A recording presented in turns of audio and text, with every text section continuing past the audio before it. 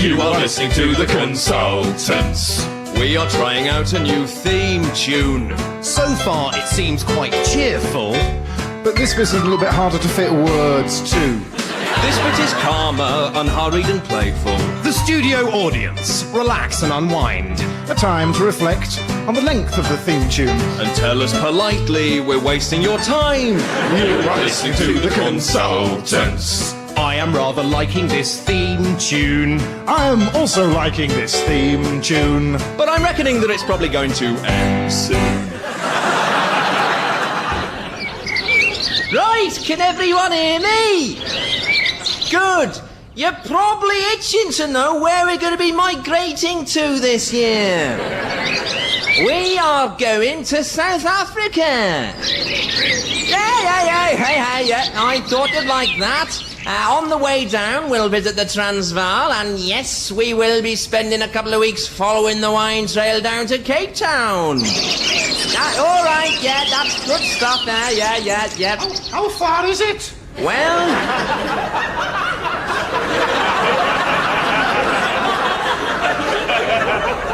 Well, as the crow flies, about 12,000 miles, but as you know, we're swallows, so we should do it in about 10. Tony, have you done the head count? Hold on, 9,998, 9,999, 10,000. Yeah, Reece, everyone's here. Right, I think we're all set. All right, fellas. All right, Dennis. All right, Dennis. Where are you all off to, then? Just popping down the shops. Yeah. All right. There's a lot of you going, isn't there? Yeah. We're doing a big shop. Oh, you're not migrating, are you? No. Yeah. Oh, well, that's great. Oh, Dennis. Well, thanks for telling me. No, you mustn't have got the email. Oh, yeah. What email address did you use? Dennis_swallows_2001 at wingtip. Is it .com or .net? Well, either one. Ah, right. Then probably I must have put .org then. Why don't you want me to come? Why can you tell me to my face? What have I ever done to you? Dunno, just don't like you. Yeah, sorry, Dennis. Tell you what, we'll figure out why we don't like you over the winter and let you know in the spring, eh?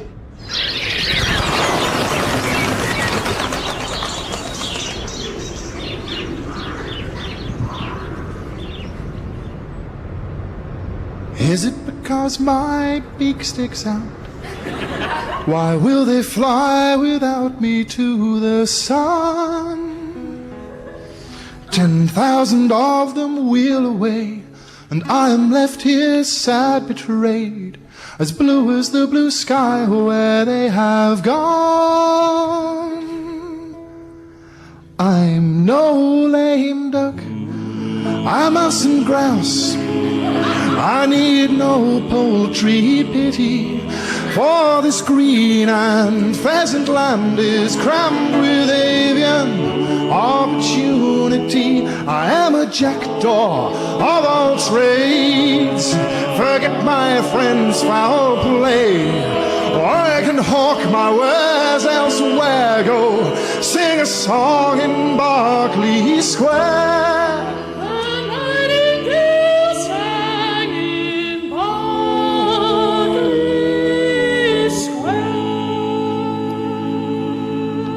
Who am I kidding? I'm a swallow.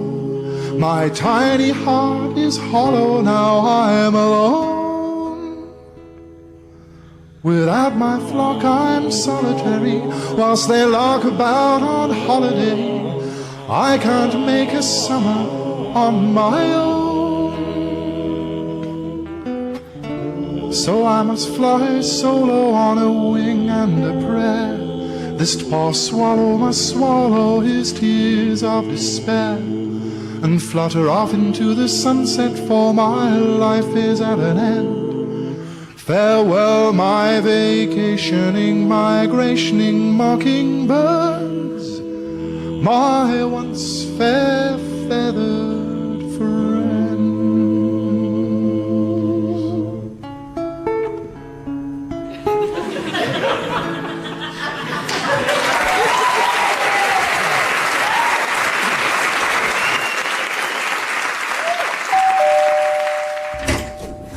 hello, Daddy. And Daddy, this is John. John, this is my father. Well met, daughter Meredith, and I, her partner John. Good e'en, I clape myself Peter, and Wendy, my wife anon. Good evening. Come ye in our dwelling abode, letting your weary feet across the threshold. And as you drain a warming cuppa, I will take your coats and hang them up. Thank you.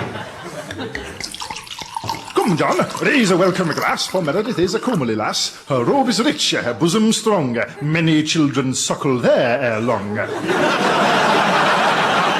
Quite, yes. Oh, that's quite powerful. Homebrew is this potion's name. A kit from Boots ere it came, for gift as I on Christmas past, full all ingredients, and ye asked, was placid in an stewing pot, left for 3 weeks, but tastes like shot. No, it's delightful. I hope for your travel there was but a small delay. The roadworks and gelatery give ye no dismay. No, we came on the M3, but got off at the A34, so we avoided most of the trouble around Winchester. Min a wife to read the mapper, and so to traffic say adieu. I have a speed camera detector in my brand new Daihatsu. Very useful. Come, sit ye down, for repast now appeareth through the serving hatch. Mine wife cook well, and that I trow for Dahlia she is unworthy match. So, where is Mummy? Up in the bedroom have I banished min wench. Makeup did she slap, and perfume to hide her stench, while I can trollop must she marketh she her face and hair. Full 20 days she will remain in silence and in prayer.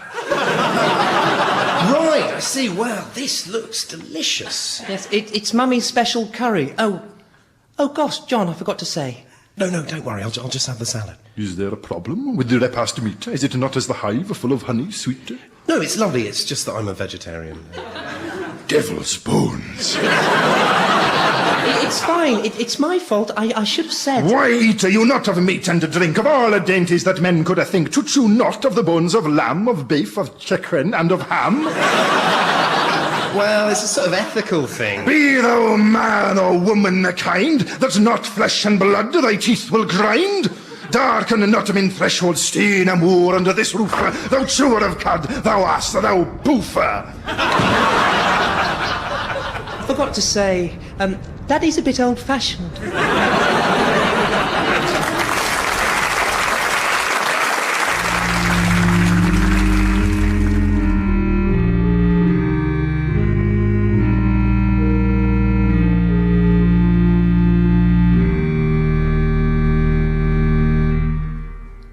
Dearly beloved, we are gathered here today to celebrate the life of Les Compton, who sadly passed away this week, leaving his wife Wendy and children Karen and Bob. Having been at this parish only a few months, I didn't know Les as well as most of you here, but I do know this. Les was a valuable member of the parish council who campaigned for a long time to keep the church at the centre of the community. And though he was outvoted on many issues of parish reform, his labours did bear some fruit. For example, it was Les's idea to use the back of the church as a squash court. Yet now it would be hard to imagine St. Saunders without its mixed-sex changing area and the smell of embrocation. It is also because of Les that each year we have a small key-cutting booth instead of a Christmas crib. Admittedly, there was some consternation within the parish when Les introduced the drive-through burger bar. Would you like to go large? Thank you for your order. Please proceed to the third window of the nave. Shortly, at his request, Les's body will be encased in tarmac and laid as a speed bump in the church car park. In the meantime, if you'd please stand, we'll now sing a hymn that was very close to Les's heart. Dear Lord, I haven't thought this through.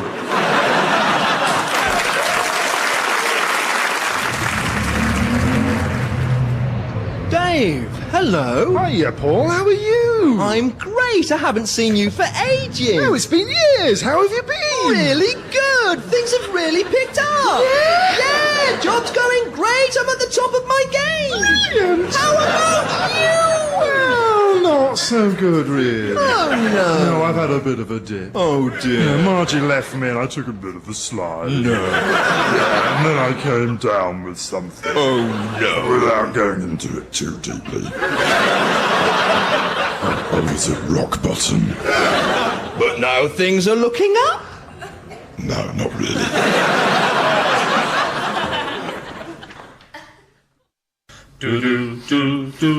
All of the fathers of all of the daughters in all of the shops in the town have spurned me, disowned me, forbade me from dating their daughters. They're doing me down, they're doing me down, they're doing me down.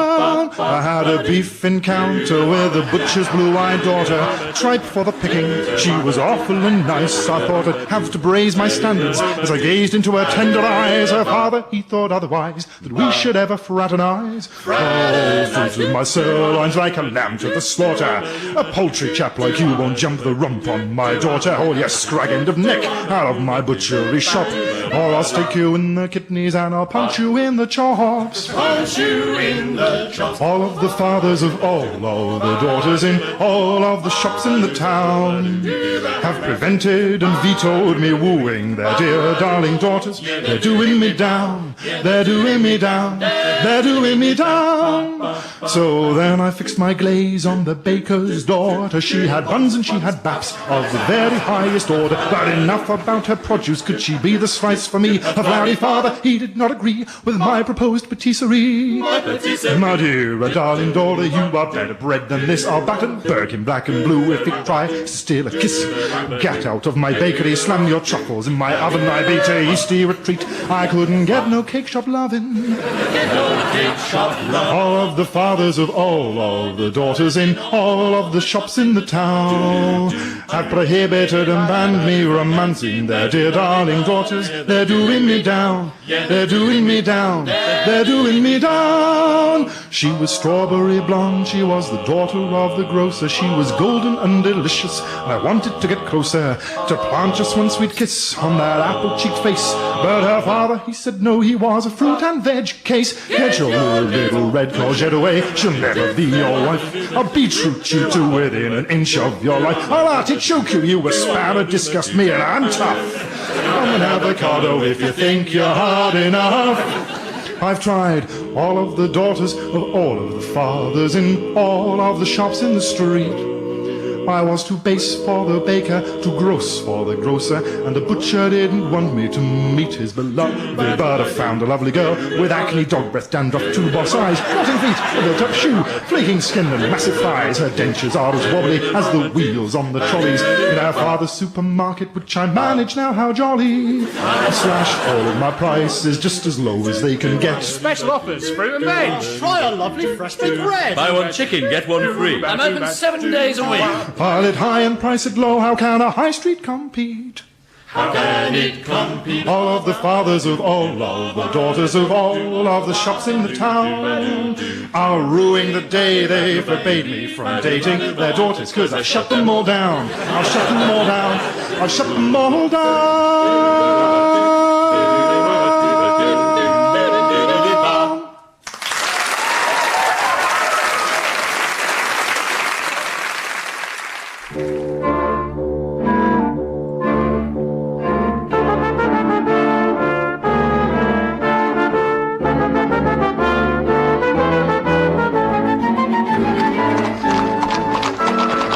Down the cobbles of Chauncey Street, across Huey Green and up Damon Hill, there is an unmarked door.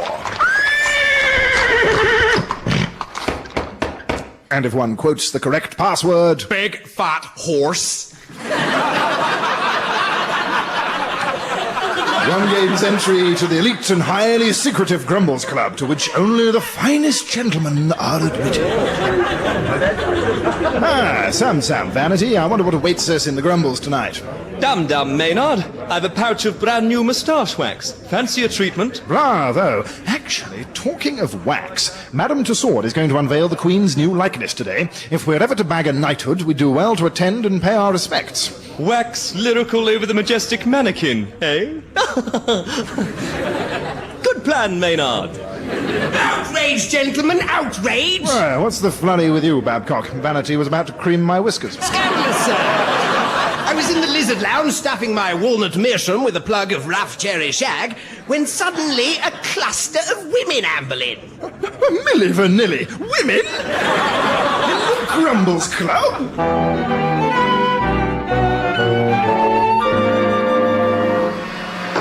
What's all this about womankind chalking up our place with their fancy doings? Good evening, gentlemen. I say. Major Barnaby Babcock at your service. My associates, Dr. Filbert Vanity Drop that ghetto blaster. and Spencer Maynard the Fourth. Word. And upon whom are we so fortunate as to be taking the pleasuring of? Mrs. Emmeline Pankhurst, I'm the king of the suffragettes. With all due respect, sweetie poops, we already have a monarch. Her name's the Queen and we love her. We must ask you to leave. I'm afraid I can't. Gentlemen's clubs such as yours unjustly exclude women. But madam, our club has been in existence ever since Sir Walter Raleigh himself sat upon that ottoman and threw up in his boots. Isn't that right, Ottoman? Yeah, that's right, Che. All you men do all day is talk rot and guff ash at the skirting boards. No mops, no soap, no sillet bang. We demand full emancipation to extend our womanly touch to the whole of Britain. Now get out. I'm going to wash your clock. Abominable! We can't have these serviettes feminizing the grumbles. Yes, come, gentlemen. We'll take our protest to the Queen herself. Let's skedaddle to Madame Tussauds and kick up a stink.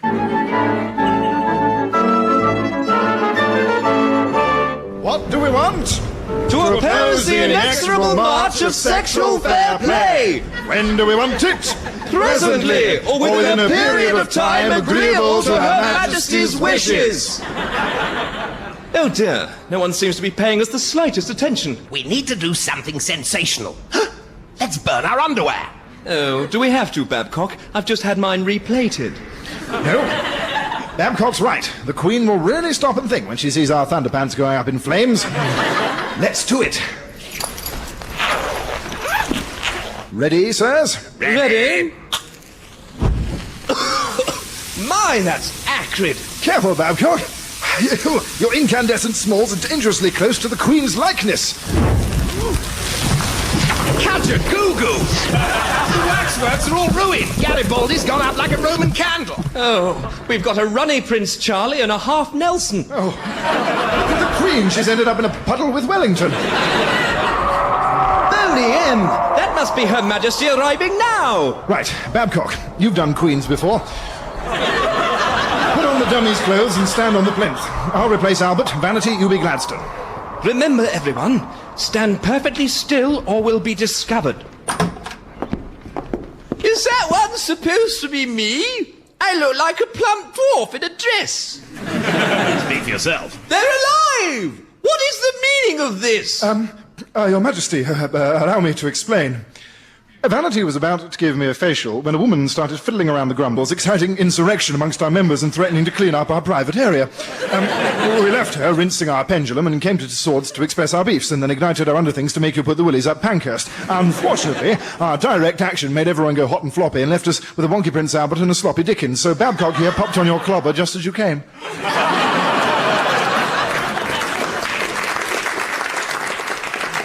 We are not amused! But your Majesty! Guards, arrest these scoundrels! No knighthoods and women running the grumbles? Perhaps one of your pithy aphorisms can cheer us, Vanity. All of us are lying in the gusset, but some of us are looking at the brass.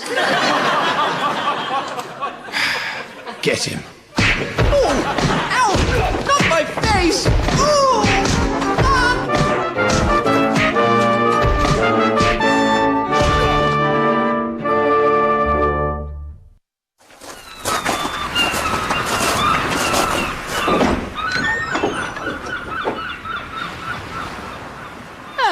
here we are.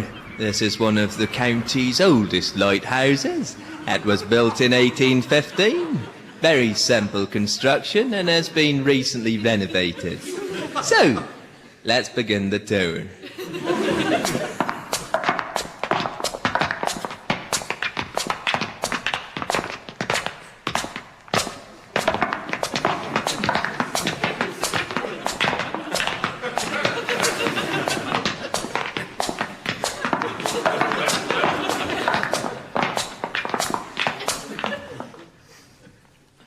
This is the light.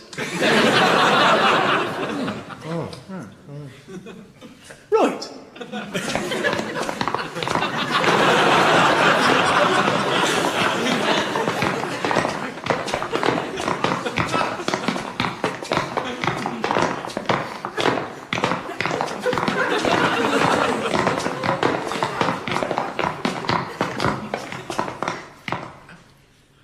Any questions? Now, I know your first marriage counselling session can be quite nerve-wracking, but try not to worry. Who would like to go first? Henry? I don't even want to be here. Right, Henry, that's quite a negative response. Anne, shall we start with you? He just doesn't want to spend time with me. He's always out late. Sometimes he doesn't even come home. He always says he's been watching sport or out dancing. And you don't believe... Well, no. I like sports, I like dancing. What's wrong with that? Right, thank you, Henry. All right, so, when did things start to go wrong? It was never right. When we first started seeing each other, he was sleeping with my sister. While his divorce was coming through. That's not an ideal start to a marriage, is it? And then he started to dissolve the monasteries. Which is part of his radical ecclesiastical reorganisation, so that he can have A child! That's all I'm asking for. It's not much to ask, is it? We've got one, Henry. Have we? Elizabeth. She's called Elizabeth. She's a girl! What a man-child. Oh. How many times must we go through this? So, Jane.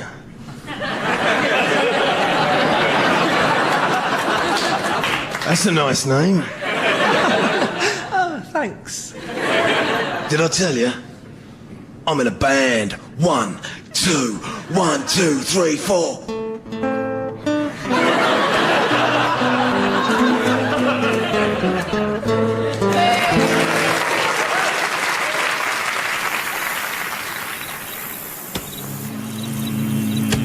My name's Joe, I'm a prisoner in a chain gang. 19 years is the debt I gotta pay. Breaking rocks and laying down a railroad. I'd be a millionaire if I had it got away. Be a millionaire if I had it got away.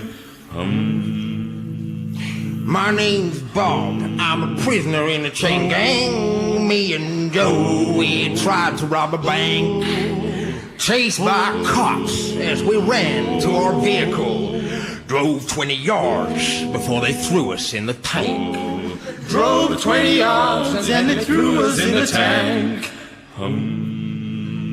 My name's Bill. I'm a prisoner in a chain gang. I was driving the getaway car.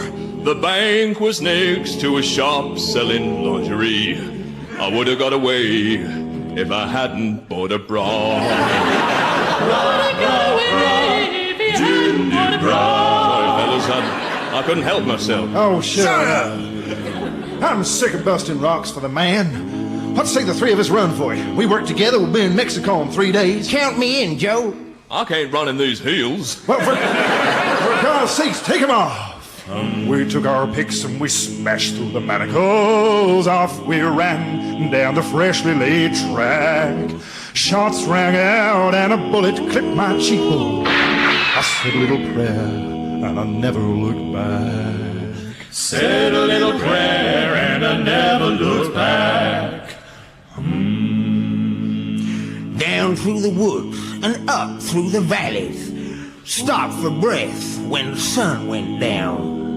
Me and Joe made a shelter out of shrubbery. Bill did his nails in a purple dressing gown. Bill did his nails in a purple dressing gown. Okay, fellas, we can lay low here for a while. No one make a sound. What the hell's that noise? It's my hairdryer. If I don't use the diffuser, my curls go flat. Turn it off! Get off! Oh, dagnabbit, they found us again. Quick, hot patootie this way, fellas. Let's make a run for it. Oh, we ran into town and we made for the safe house. Bob kept watch while I tried to break the lock. Bill waxed his legs and applied a Dead Sea face mask and wept like a child when he tore his yellow frock. Wept like a child when he tore his yellow frock.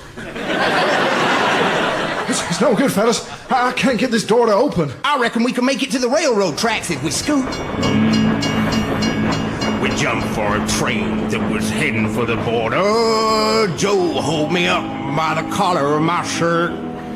Bill snagged his nylons on the wheel of the buffet car. But to our surprise, we found the police had got there first. But to our surprise, we found the police had got there first. Freeze! Looks like you gents are going back to the chain gang. Apologies for this intrusion, madam. Oh, that's all right, Ossifer. You two, come with me. I stayed on the train as Bob and Joe marched back to prison. I waved them bye-bye as I clutched my makeup bag. The very next day, I'm a resident of Mexico. Arriba! Enjoying tequilas now that life's not such a drag.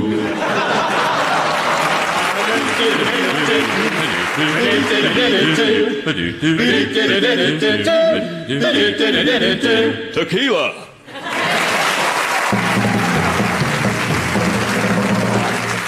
The Consultants was written and performed by Neil Edmond, Justin Edwards and James Rawlings. Additional material was written by James Eldridge, Steve Morrison and Dan Evans. Music and noises came from George Cockrell, Justin Edwards and Jerry Peel.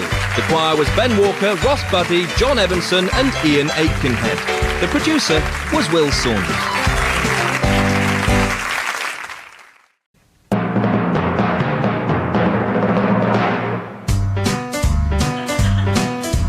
You are listening to the Consultants. We've just been in the BBC newsroom.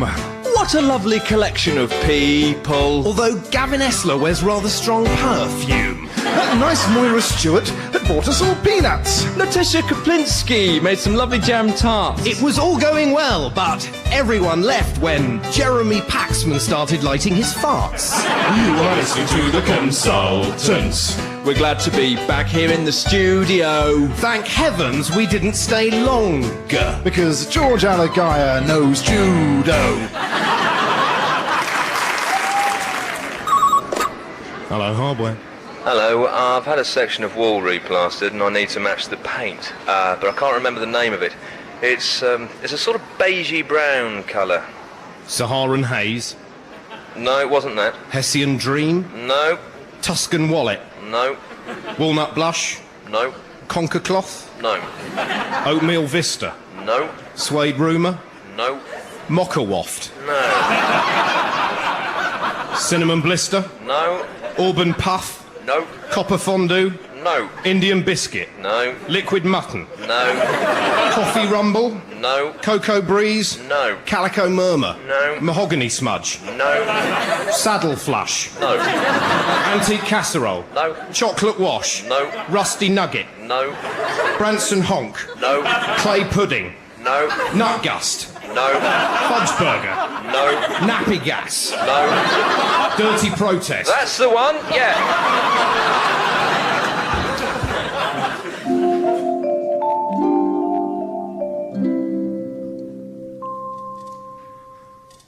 Right, time for a bedtime story. Just let Daddy pour himself a nightcap, and we'll begin.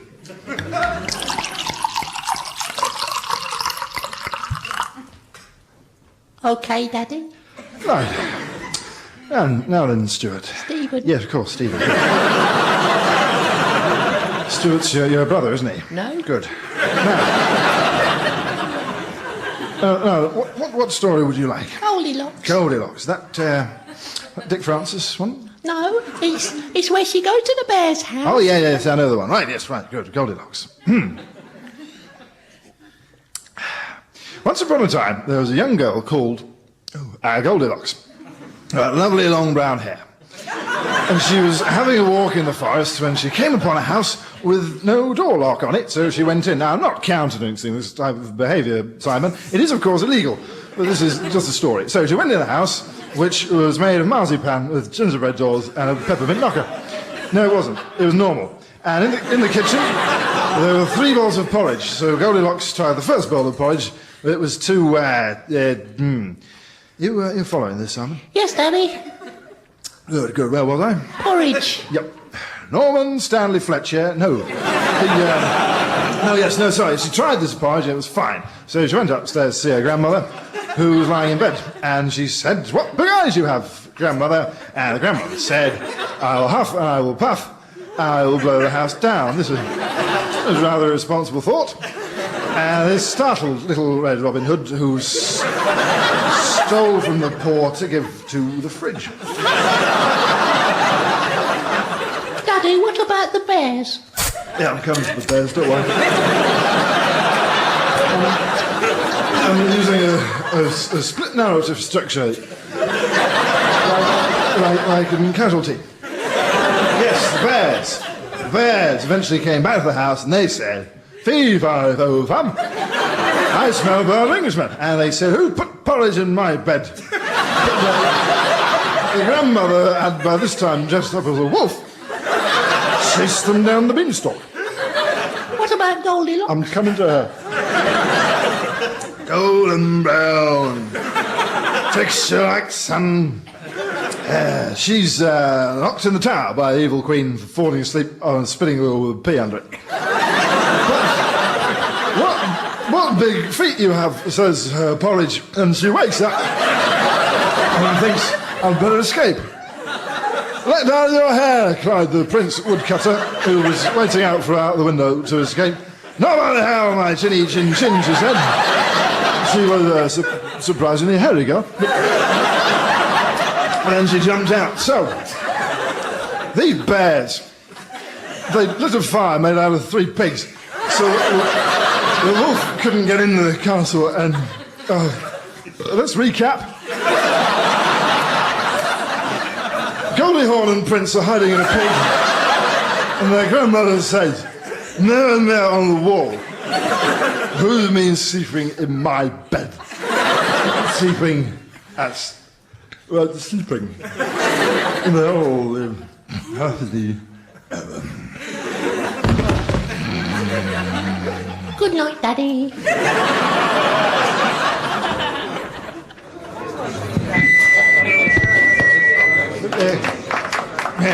Okay, ladies and gentlemen, here they are. The headline act for this evening. They won the Search for the Star talent show at Minehead's Blue Sand Caravan Park in 1984, and they've been runners-up in 1991 and 1997. So, these boys certainly know how to crack your funny bone. Put your hands together for... Bangers and Mash! He's bangers and he's mash. He's funny and he's flash. Sing a song, Have a chuckle. sometimes near the knuckle. I went to college, so I'm not thick, And I stayed at home and fiddled with me. Dave. One time. All together. Piccalilli. Imperial leather. Well, ladies and gentlemen, you've had your fun. Now it's time for me to sing my serious song. Tonight I will be singing for you Angels by Mr. Robin Williams. I sit and wait. What are you doing, Dave Bangers? Sorry, Dave Mash, that was the noise of my new WAP phone. I'll whap you in a minute. I'm trying to sing me song. Honestly, ladies and gentlemen, modern technology, eh? I sit and wait What is it now, Dave Bangers? Sorry, Dave, mash it my new DVD. What does that stand for? Dave's very daft. I'm trying to sing me song. Sorry, ladies and gentlemen. I sit and wait. What is it now, Dave Bangers? Sorry, Dave, mash, it's my new digital watch. Watch it, because I don't dig at all what you're doing to the act. I'm trying to sing me song. Sorry, ladies and gentlemen. I sit and wait. What is it now, Dave Bangers? Oh, sorry, Dave, mash, it's my new camcorder. Well, accord me some calm. I'm trying to sing me song. Sorry, ladies and gentlemen. I sit and wait. What is it now, Dave Bangers? Sorry, Dave, mash, it's my new walkie-talkie. Well, you won't be walking or talking after I've shattered your spine. Trying to sing me song. Sorry, ladies and gentlemen. I sit and wait. What is it now, Dave Bangers? Sorry, Dave, mash, it's my new electric whisk. And I took a whisk when I elected to work with you. I'm trying to sing me song. Sorry, ladies and gentlemen. I sit and wait. What is it now, Dave Bangers? I've got this terrible pain in my chest. Well, just wait a minute. I'm not paying you tonight. Don't go off script now, Dave. We're slaying him. Sorry, ladies and gentlemen. I'm trying to... What is it now, Dave Bangers? Your timing's well off. I think it's my heart. Well, heart at you with your medical claims. Don't make me do impro, Dave. You know I don't do impro. Mate, I'm a doctor. I think he needs help. Oopsie-doodah, this is not an interactive show. I really do... Stay where you are, sunshine. It's a double act and we're not recruiting. Dave, help me. Come on, Dave. Cut to the end. Microwave oven. Honestly, I'm trying to sing me song. Sorry, ladies and gentlemen. I sit and wait. Does an angel? I sit and wait. Does... Dave? What is it now, Dave Bangers? The microwave oven? Dinner's ready. Brilliant. I've been Bangers and Mash, and you've been brilliant.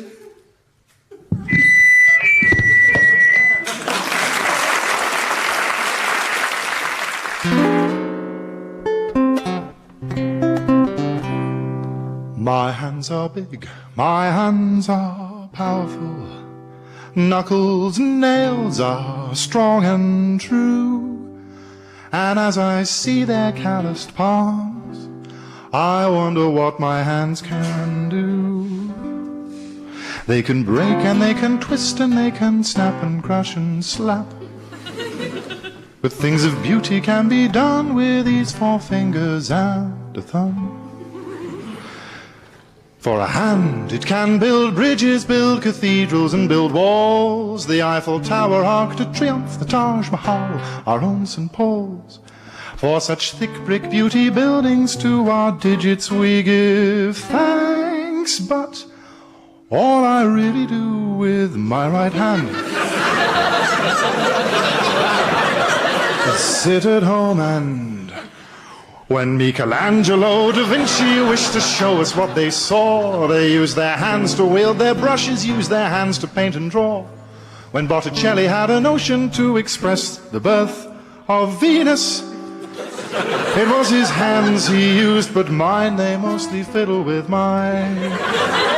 Pain is all around us, the shocks that flesh are heir to, and healing hands can soothe the brow, can cure, can comfort, bring repair to those who ail.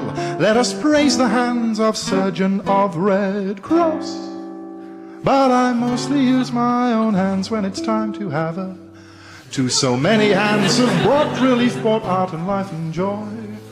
But there is one thing left my hands can do, my pride as man and boy. At this I am a master. My masterpiece I must create.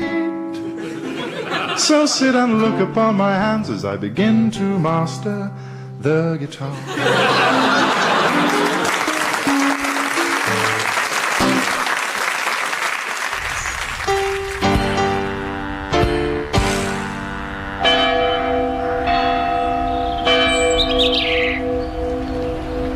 It were a lovely service, Dave Bangers. I brought your hat. I had to put it in the coffin, but it wouldn't fit without snapping the feather. And you wouldn't have liked that. It was a good turnout for your last big show. So many old faces from the glory days of '84, but that's it. No more Bangers and Mash. I shall miss you, Dave Bangers. Can you hear me, Dave Mash? Dave? Can you hear me, Dave Mash? Dave, is that you? Look behind you. What, Dave?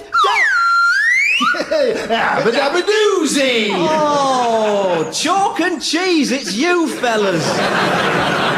I thought for a minute it was Dave Bangers come back from the dead. Oh, sorry, Dave Mash. It was just Dave Cheese doing his spooky ghouly voice. Hiya, Dave Cheese. Hiya, Dave Mash. Sorry we didn't make it for the service. We had a gig at an old folks' home, and then Dave Cheese here got his braces caught round the hand dryer. Oh, I was trying to dry myself off down below. All right. Oh, no, don't get me wrong. I wanted Tom Tiddle. It was one of the old biddies. I sat on my lap for the sing-song. Whoop-de-doo, spills a Lambrusco all over my articles.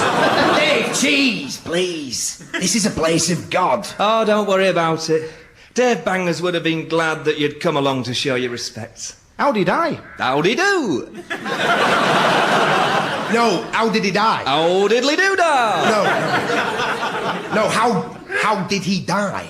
Oh. All right. It were his art, Dave Chalk. We were doing the modern technology routine. We were nearly halfway through and he just dropped like a stone, boinger in his hand. That's a shame. That's a cracking routine, that. So topical. Hey, did he leave you any money? Dave Cheese. What, in the will? No, he'll have left most of it to charity. Kids, dogs and that. You know what he was like? Yeah. He always had such a great big heart. Hey, must have made a heck of a bang when it burst. Dave Cheese! What did I say? I don't know what I'm going to do, Dave Chalk. We had a string of gigs lined up. Did you? Oh, yeah. All good theatres, too. Well, actually, Dave Mash, there's something I wanted to talk to you about. Oh, Dave, look, look, a raven. Hey, talking of birds, the other night I went out with this girl. You should have seen the size of her. Dave Cheese, please. It's neither the time nor the place for the blue material. Sorry, Dave Chalk. Yeah, as I was saying, Dave Mash, a few years ago, I made a solemn promise to Dave Bangers that if anything happened to Oh, him... Dave, look, that raven done a poo on a gravestone. David Cheese! Well, come on, that's not blue, that's observational. Enough! I promised that if anything happened to him, we'd look after you. How do you mean? Take you on. Really? Yeah, think about it. Chalk and cheese and mash. The world's first three-man double act. It can't fail. Yeah, we ain't got no more gigs till October. Dave, we're not mentioning that. Chalk, cheese and mash. It's brilliant. In fact, it's abba-dabba-doozy! Abba-dabba-doozy! He's gonna fit right on in. Oh, come on. Let's go up the wake and have a drink. I imagine you'll be having an abba-dabba-double whiskey. No, I'm on the 12-step again. I'll just have a cider.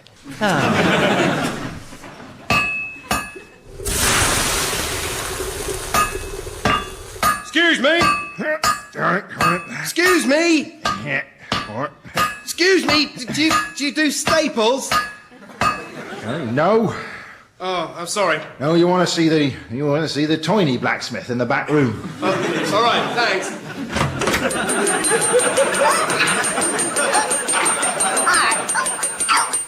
Excuse me. Do you do staples? Great. I'm just finishing one now. There. How many do you need? About 200. Right, that's quite a big order. That'll take about a month. See, I need them today, really. Well, I'm sure I can get them done a bit quicker. How much they cost? £2. Okay. Each. 400 for the whole lot. Well, that's much more than I was planning to pay. You won't get that sort of quality at a stationer's. I mean, look at that. Beautiful. Handcrafted. There's a lot of love gone into that. My family made staples for Chaucer. Well, yes. That is beautiful with the two bends in it. But I just need to fix some receipts together. We can do a lot more than just staples, you know. They could be tiny hurdles for the Goblin Olympics, a porch for an elfin palace, horseshoes for a mouse's horse. Yeah. Please, I really need the work. Okay, I'll take them. Brilliant. I'll have them ready for you in a couple of hours. Great. Matty, here's a quid. Pop down Ryman's and get me 200 staples,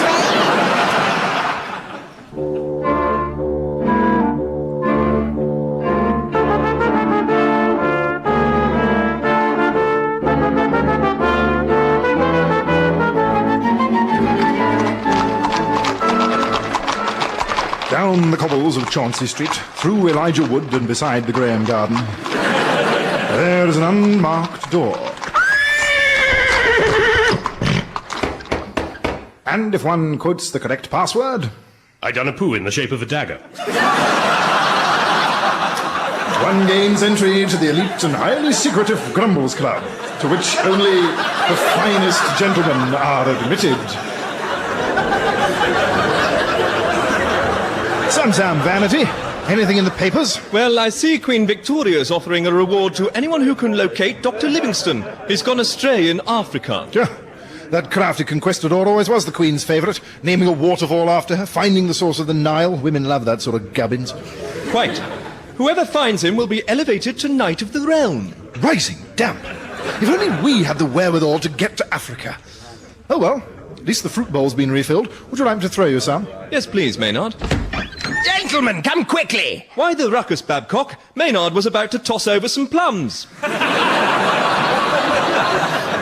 Stevenson's in the Gustav parlour, surrounded by an admiring crowd. He's showing off his steam locomotive.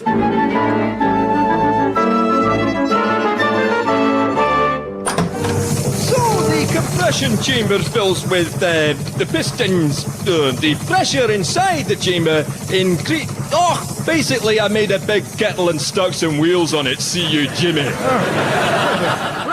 Bravo, Stevenson. You're a real talent. Here. I love Treasure Island. Thank you, gentlemen. Boots, allow me to introduce ourselves. I'm Barnaby Babcock, Esquire, my associates Filbert Vanity. Come follow me now. And Spencer Maynard the Fourth. Yeah.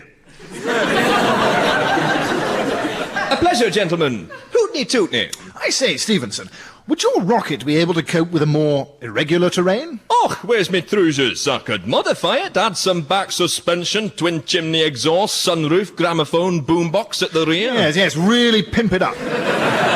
What's your thinking, Maynard? Well, it strikes me that this machine is perfect for trawling through the jungles of Africa. Gentlemen, I say we hunt down Livingstone, bring him back to the Queen, and receive our well-earned knighthoods. Heidi, hi, what a capital idea. Full steam ahead for the Congo.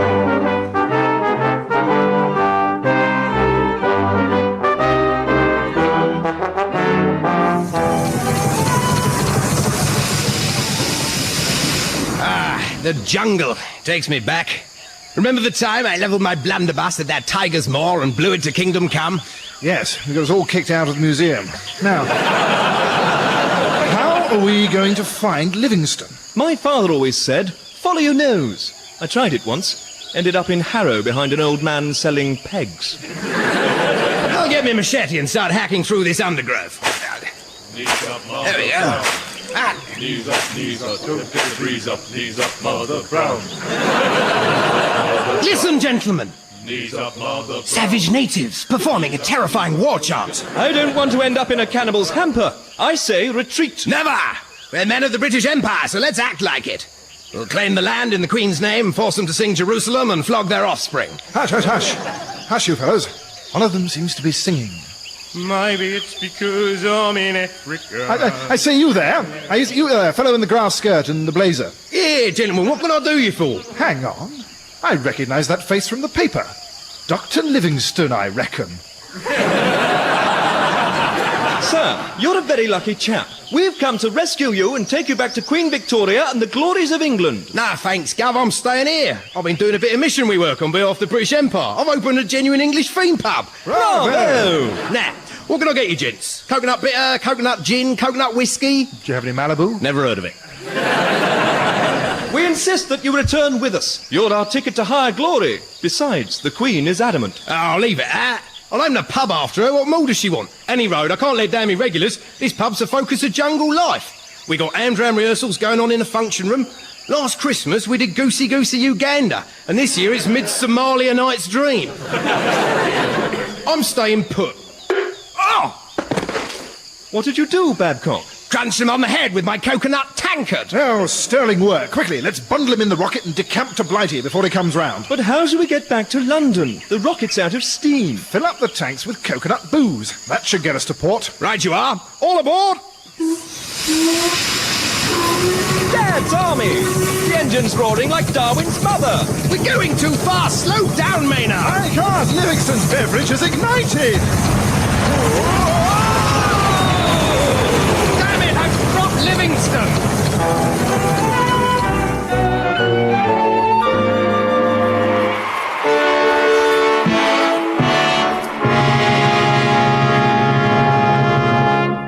It is my great pleasure to announce that the Crystal Palace is now open.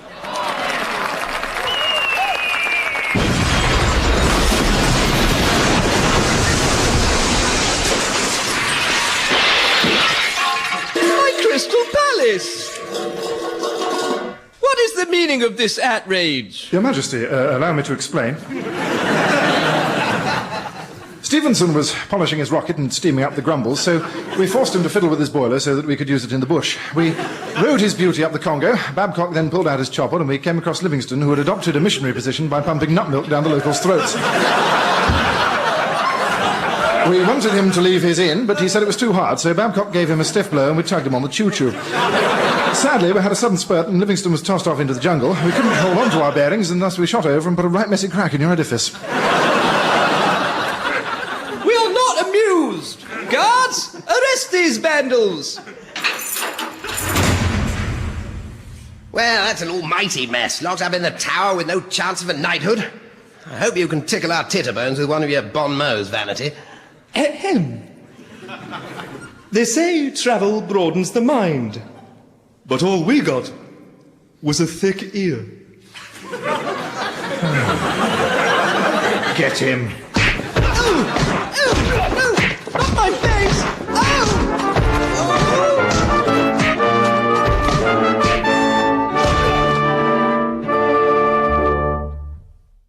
Good morning, class. I'm your new form teacher.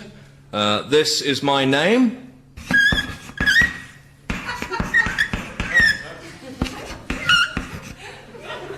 There.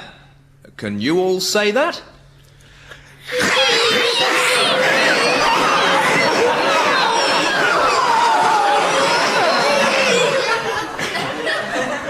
Well, it's actually pronounced Harris.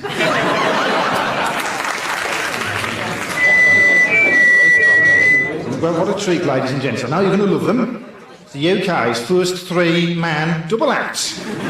Chalk, cheese, and mash. Tea for two, And two for tea. And me as well. That's three for tea. it's chalk. And cheese. And mash for tea. Police. So won't you picture them upon me knees? Tea for three. And three for tea. Just me. And me. And me. Yes, him as well. Anything you can do, I can do better. I can do anything better than you. But I can do everything better than he can, and he can do several things better than you. So he can do anything better than you can, and I can do certain things better than you. We can't do anything better than this. You say tomato, And you say tomato. And I say tarmota. but you say tomato. Tomato. Tomato. Tobago. Tombola. Stigmata. Let's call the whole thing off.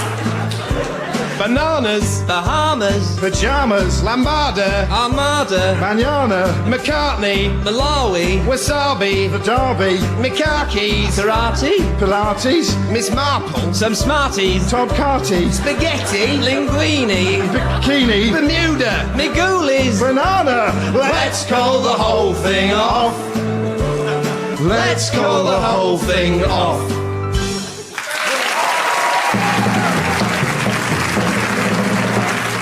The Consultants was written and performed by Neil Edmond, Justin Edwards and James Rawlings. Additional material was written by James Eldred and music and noises came from George Cockle, Justin Edwards and Jerry Peel. The producer was Will Saunders.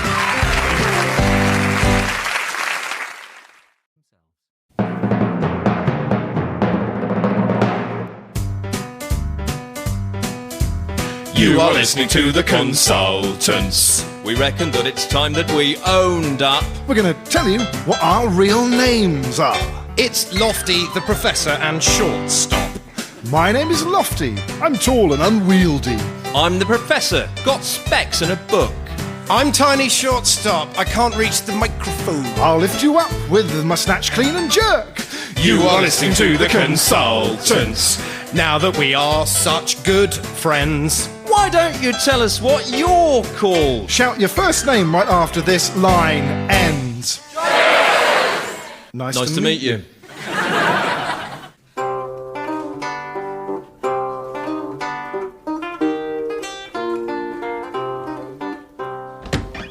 Good evening, Galileo. What you looking at? Oh, hello, Mr. Medici. Just some stars and that. Oh, is that a new telescope? Yeah. It's really shiny. So, are you coming over to the Pope's birthday party? Nah, I'm working on this longitude thing. Anyway, I don't like parties. It's all just cardinals going chatty doo-dah. Yeah. But he likes you, though, the Pope. Yeah. I sent him a prezi. Oh, what was that? Telescope. Oh. I just popped a note on it. Happy birthday. Hope you have a really good time. P.S. It turns out the Earth revolves around the sun. Much love, Galileo. What did you put that for? Oh, you think it sounds a bit gay? Should have just put from Galileo. No. No, the whole Earth revolves around the sun bit. You'll go mental. What do you mean? I thought it would be a nice surprise. A nice surprise? It's not in the Bible. Hello, the Pope. Hello, Medici and Galileo. Happy birthday, the Pope. Yeah, thanks. Very nice of you. And thanks for that telescope. Very nice, and make a nice pair with last year. Yeah, you know, you could just strap them together and who knows. Anyway, about that note. Oh, yeah, well... What you going to tell me that for? Well, it's like a discovery. I thought you'd be pleased. I remember look like a right Wally. I read it out in front of everybody. Well, the cardinals was upset, asking if it's true or not. What was I going to say? I ain't read the Bible for ages. He spoiled the party, put me off my jelly. You can't be telling people that. He didn't mean no harm, the Pope. Now, shut up in your face, Medici. It's a genuine scientific discovery. It's for the good of mankind. Good of mankind. It don't even make sense. So the Earth, they move around the sun, do it? How come I ain't whizzing about then, eh? He's got a point there, Galileo. Well, what I reckon, right, is... No, I don't even care. All these heresies is really ticking me off. You and that copper nipples has gone too far. Always looking up in the heavens, trying to make fun of God, catch him out on the levee, you know, him doing his business around the back of a cloud. No. Calm down, the Pope. You got something all wrong. I really like a God. Do ya? Right then, take it back what you said about the Earth and the sun thing. No, I ain't no refuting the truth, not for no one. Oh, please, it's making me look real silly. Not my fault. Look, all you have to do is go over to the party and tell all the cardinals you was lying, and we can forget the whole thing. You can have a piece of cake, some pizza, whatever you like. I like pizza. Yeah. We got Sicilian, Fiorentina, Capricciosa, almond pineapple. All you gotta do is recant. Oh, come on, Galileo, come to the party. Oh, I don't know. Okay. That's more like it. Let's go and have some fun. And no more crazy ideas, okay? Okay. Hey, I just had an idea. Imagine a pizza, right? But instead of being flat, it's round. Just like the earth. Eh? Now that really is a heresy. Oh, Galileo.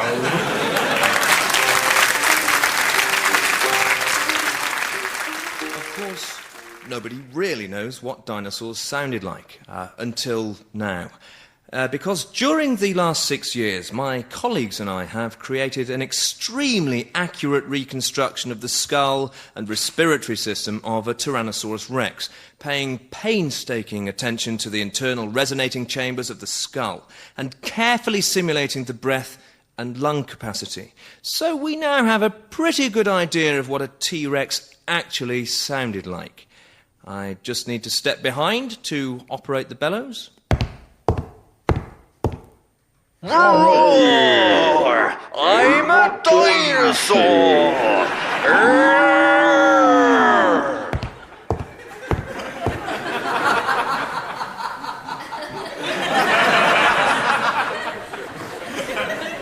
Well, as you heard, quite an intimidating roar. Was he a meat eater? Well, let's ask him.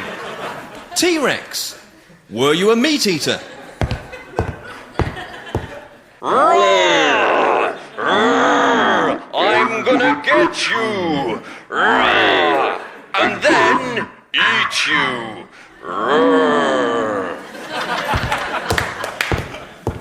Well, it seems like this one certainly was, yes. How did they become extinct? Now, well, there's a lot of theories, but no one really knows. What's that, T-Rex? You can help me. Roar! Fire in the sky! Meteor! Volcanoes! Losing consciousness! No! Roar! So now we know. Thank you. Right, hello, boys and girls. My name is Jeremy Lyon, children's entertainer. Excuse me, I've had some grapes. Now, I'm sorry I'm late, but my car broke down in a pint. But here I am. Grapes. Now, now we don't have long, boys and girls, but I'm here to educate and entertain you with my educational song. It is a medically proven fact that if you set things to music, you remember them much better, like the alphabet and wars. So even though we're running a bit late, I can cram a whole day's worth of facts and figures into just one song for you to remember always. Here we go. When it's time to learn, don't yawn and scowl. Education can be fun, and I will show you how. We can get the 3 R's in rhyme and time with a fact-filled schoolyard ragtime jive. 1, 2, 3, 4. 6 times 8 is 41. Learn your 10 times tables, memorize the sum. 12 times 2 is 28. Now let's carry the 4 and multiplicate. The 3.1 is a slice of pie. There's no other number it's divisible by. And now you know how to take away 63 is the chicken chow mein. Now you've learnt your 1, 2, 3s. Let's crack on with the ABCs. A before I, except after E. And psychiatrist takes a silent P. If you split your infinitives, everyone will laugh. If you split your colon, you better have a bath. Apostrophes, each shoots and leaves. Use a capital for countries, deities and cheese.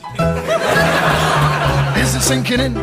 You eager beavers, well that's about enough of your alpha to omegas. It's time to get historical and look at times past. That's right, I'm going to get medieval on your class.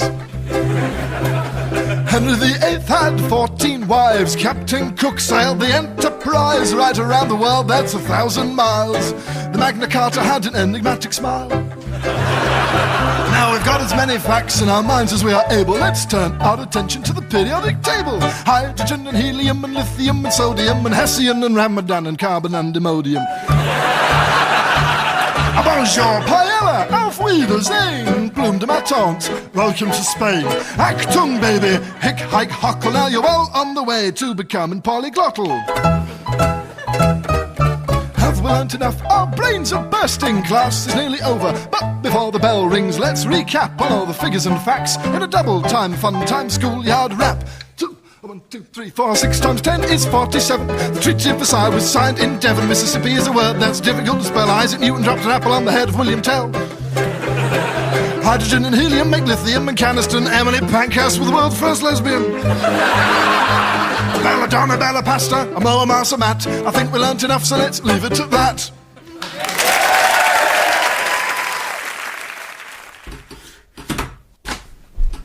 Gosh, a letter from France. It must be from my pen friend Anne-Marie. Salutations, Thomas. Initially, I thank you for the thesaurus which you sent have me. Your ears will be enchanted to hark that I am now operating it while inscribing this bulletin.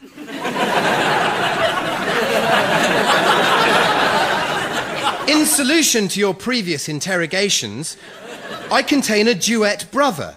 One identified Philippe and the previous labelled Jean-Marie.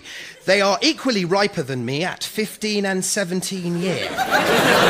Philippe desires to develop into a doctor practitioner, and Jean-Marie is reminiscent of motorbikes. Unconnectedly from English, I am what's more learning chemistry, theory and topography.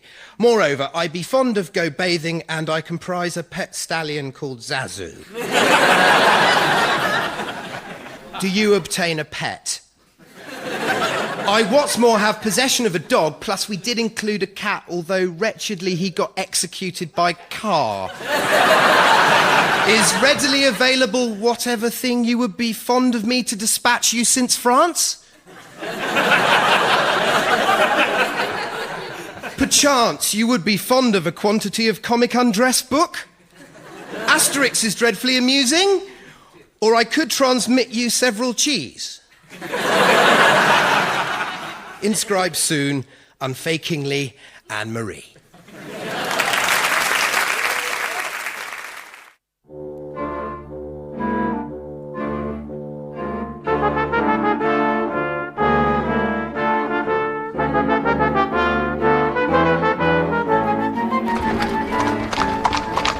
Down the cobbles of Chauncey Street, behind Glen Close and up Kirsty Alley, there is an unmarked door. And if one quotes the correct password... My uncle done a guff on a mirror. They gain entry to the elite and highly secretive Grumbles Club, to which only the finest gentlemen are admitted. Yeah, some sound, Babcock. Damn, Maynard. Anything in today's papers? Yes, most astounding. Some fellow claims to have photographed a fairy. Blue Peter! There's no such thing. Well, Conan Doyle reckons it's genuine. Give me that newspaper. Yep. Gentlemen, you've got to come and see this. Well, but what's the brouhaha, Vanity? Babcock's tugging me daily. That French Johnny Lumiere's running a moving picture show over in the Butter Lounge, and he's asked me to be usherette. Oh, fabulous. Bag of snuff for me. And I'll take a carbonated cocaine infusion. Make that a diet.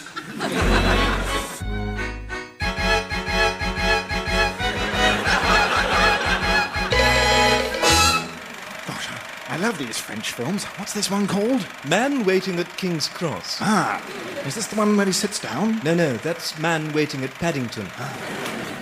Bravo! I say, Lumiere, your box of tricks really spreads the jam. Snuff? No, monsieur. I only make family movies.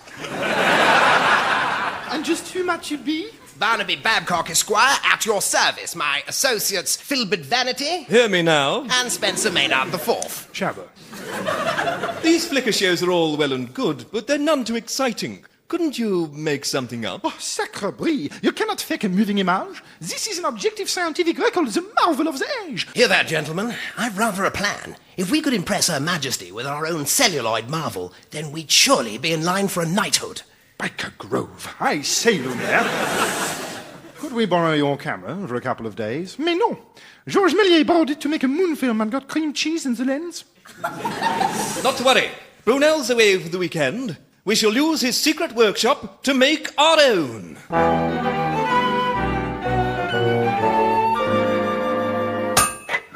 There. Florence Nightingale wasn't too happy, but I've waxed her lamp and made a perfect camera lens. And I fashioned a tripod from W.G. Grace's old stumps. Now then, we're all set.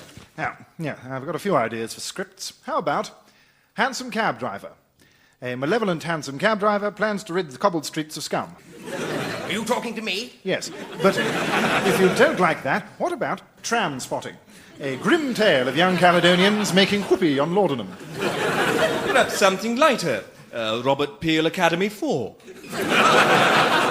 It's hardly a buster of blocks. If we're to impress Her Majesty, we'll need something the world has never seen. What if we capture on film a real-life fairy? Then let's away to Hampstead Heath, for there be sprites. I've got me butterfly net. And I've got some sulphuric acid, in case the blighters grab me pipe. Excellent.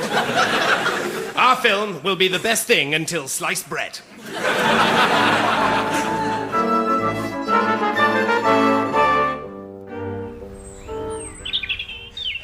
Can't we rest? This camera weighs a ton. Not until we've found and filmed a fairy, Vanity. Now, face it, Maynard, fairies don't exist outside your fertile imagination. But you said... Hush-a-bye, ladies.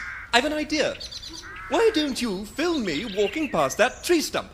Then I could pretend to trip over it, but do it in such a way as to look real. Oh, you wit, Vanity. That would earn us 250 guineas from You've Been Etched. Come on, Maynard. Take off your clothes and strap this goose to your back. You can be our fairy. Oh, play straight, Babcock. Fairies are always naked. Think of the weight of the Queen's chopper on your back. Well, all right. For a knighthood, mind. Ready? Fairies, take one. Action. Maynard, run through the woods and flap your arms. Oh, what's my motivation? A bee has stolen your moustache. Ooh. You look too big, Maynard. Back off and be a little lighter on your feet. Oh, my brooches! Cat! Brach, mein Brotstock! Oh, Jossie's giants. It's Queen Victoria's husband, Albert Museum. We'd best take flight before the Queen sees us. Too late. What's happened to my picnic? There's a naked man on my cheese board. Allow me to explain, Your Majesty. Lumiere was showing us his shorts in a darkened room, and we were so impressed with his footage that we tried to get hold of his equipment, but he'd had grief with the cheesy aperture, so we had to slip into Brunel's back room and knocked up a tripod. We then came to the heath to pick up some fairies. I demanded action, Vanity banged his clapper, and I stripped off and started beating my appendages, but I was too big, so I had to withdraw, and I backed onto your husband's baguette, flattened his pastries, and split his cream horn.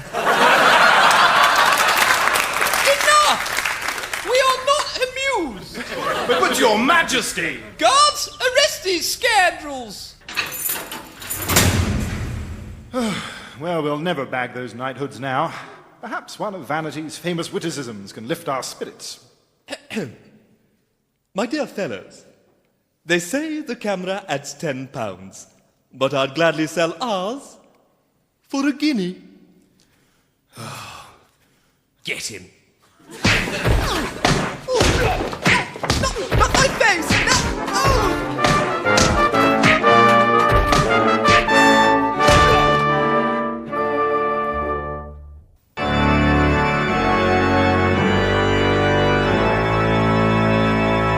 It is always a sad occasion to see loved ones pass on. But it is also a time for us to remember the good work they did in their lives and the legacy they leave. And so we shall remember the man, what's his name? I knew this in the vestry. Peter, was it something biblical? Matthew, Alison, that's it, yes. Alison. Yes, we shall never forget her and the great work she did in this parish in her capacity as a... what was it? I've got a mental picture of her doing a thing with a dog. Was she a vet or something? Was it a dog breeder? What was it? Architect, that's it, architect. It's written on my hand, look. Oh, no, that says aspirin. Why am I thinking of a dog? Must be, what's that woman off the telly? You know, that'll drive me mad. The one she has a sitcom with the shop and it's gone. No. She's got a big dog, anyone? No. So, oh yes. She was a marvellous person and everyone liked her. Lots. Yes, that was it. I needed to get some more aspirin because I dropped the whole bottle in the porch when that plane went over. So, as we commit her body to the next life, I'll have to go home and look through the Radio Times. It'll just bug me otherwise. Maybe it's not actually a sitcom thing. Maybe it's a police thing or something. I don't know. Shoestring? No, he was a man, wasn't he? Didn't have a dog. No. Penelope Keith, did she ever do a crime? No. Anyway, we commit her body to the next life. Extraordinary noise that plane made when it came probably on its way to an air show or something. Anyway, do you know I went to an air show as a child? It was very noisy then as well. Dearly beloved, we are gathered here to celebrate the life of Holby City. Again, no, they wouldn't have a dog in a hospital, would they? Maybe not even a dog. Maybe it was a cat. ER? No, I doubt it. No, and paracetamol set my stomach off, you see. And the taste, no. I'm never getting very, very close to a Spitfire out there. So, we commend Alistair to the earth. Ashes to ashes. Animal hospital, it could be. She wasn't Australian, no? Good. Dust to dust. They say ibuprofen's good for headaches, but you can't get it in the Londis. I was very taken with the ejector seat. Incredible mechanism. Amen.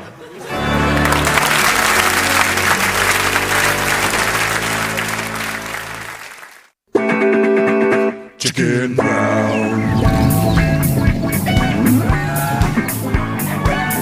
So here we are, just cruising the farmyard, bringing justice to the little guy. Here's my three-legged canine compadre, Bohannon. I shoot first, think later. I love steak and beer.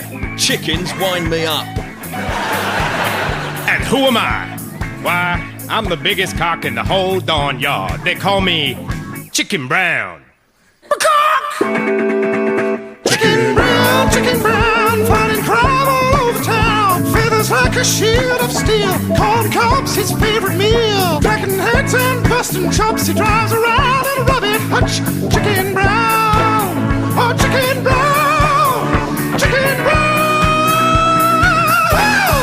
oh chicken brown. Amber Hannon. But the rabbit hut's just here, Bohannon. What's the rumpus, CB? The chief's been jabbing his beak down the phone, ain't got no relief. There's trouble at the big coop, and we gotta check it out. Stupid battery hens, always worried about the sky falling down. I told them to get cable. Can't all be free range, Bohannon. Cooped up in that coop, they can't taste the freedom of the open yard. Freedom? Try being a dog with 3 legs. I could have been a sheep herder, running sheep by day, then off to bed with a big bone. Instead, I'm a cop. It's been tough since you lost your leg, Bohannon. Well, you swore an oath to protect the innocent and uphold the poor. You're right, CB. It eats me up inside, but I'd give all my legs so them chickens can lay their eggs in the safety and darkness of their tiny electrified cages. Let's go. Chicken Brown, he went down to the battery farm just to see what harm was coming to them. Cock-a-doodle-doos, them defenseless chickens make it easy pickings. Chicken Brown, Chicken Brown, Chicken Brown, my Chicken Brown. Amber Hannon.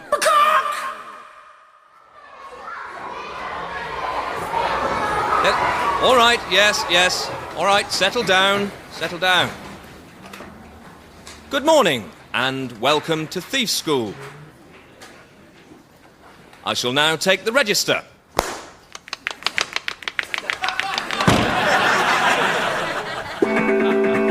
Chicken brown. Settle down, ladies. Name's Chicken Brown. I'm the law. Thank heavens you're here, Mr. Brown. My name's Busty Feathers. You ain't never gonna believe what happened. A cow once pooed on my head, Busty, so try me. As you know, it gets mighty dusty in the coop. Girl like me ought to keep them feathers clean. I stands up, and that sneaky jive turkey stole my eggs. He stole my sweet, sweet eggs. So, my old nemesis, Jive Turkey. You met Jive Turkey before, Bohannon? 10 years ago. I caught him selling omelettes to Sly Fox down by the dirty stables. I gave chase, but he ran off into Jazzmag Woods. He knew what he was doing. My paw got caught in a poacher's noose. It's It's how I lost my legs, CB. Don't make it personal, Bohannon. Sure looks like Jive Turkey's up to his old tricks, but you can't just run off and put a cap in his ass. What about shooting him? No. We have to do it by the book. Put on these fox costumes and we'll head down to the dirty stables. Chicken Brownie hit the streets to find that dirty turkey cheat. He got a magnum on his wing, I mean the gun, not the ice cream. Chicken Brown, Chicken Brown, Chicken Brown, Lord Chicken Brown. And Bohannon. Oh, what are you looking at? Lonely Hearts. Oh. Yeah, I'm going to give it a go. Oh, yeah, this one looks quite promising, quite exotic. Brunette, flirtatious and striking arts graduate, French-Polish, likes eating out, jogging and reading. Well, she sounds lovely. No, your eyes are going. It says, Bernard, flatulent and stinking arse grabber. French polisher, likes making out and dogging in Reading. Even better. Chicken Brown. Gobble, gobble, gobble. Gobble, gobble, gobble. Omelets and cheese.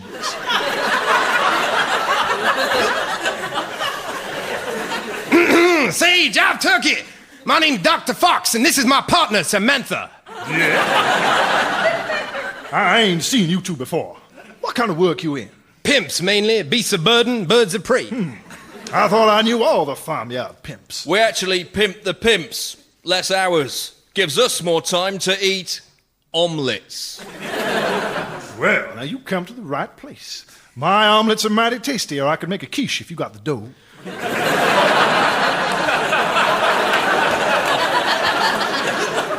Proof enough! Put the eggs down and your beak in the air! Chicken Brown. Here, Chicken Brown, I should have known. And Bohannon, we meet again. How's the leg? It's going to be a pleasure to put these cuffs on your wings, Jive Turkey. Christmas has come early. Don't Bohannon, he's got a gun! So long, suckers. I'm going to be selling my omelets in the next state. Gobble, gobble, gobble. Gobble, gobble, gobble. CB. Bohannon, stay with me, boy. My time's come, CB. The last great adventure. I go first. No, Bohannon, you're gonna live. They got the technology to give you back your leg. You'll be herding those sheep round that field. Sure, you'll be hobbling around in great pain and unable to bend at the knee, but you'll have legs, Bohannon, legs! Too late for that, CB. Besides, if I did have legs, I'd still want to be a cop. Bohannon! No! Chicken Brown left his badge at the end of town. Every partner he's ever had ended up on the doctor's slab. Drove his hutch into the night. He's lost his will to stand and fight. The finest cop working for the man. Now he's just a cuckold van. Chicken Brown, Chicken Brown, Chicken Brown, Chicken Brown, Chicken Brown, Chicken Brown.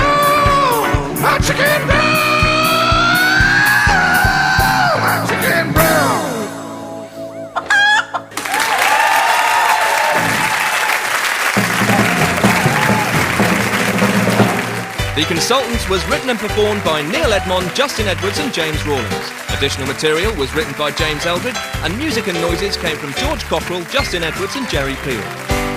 The Consultants were accompanied by Arnold Widowson and Justin McCarran. The producer was Will Saunders.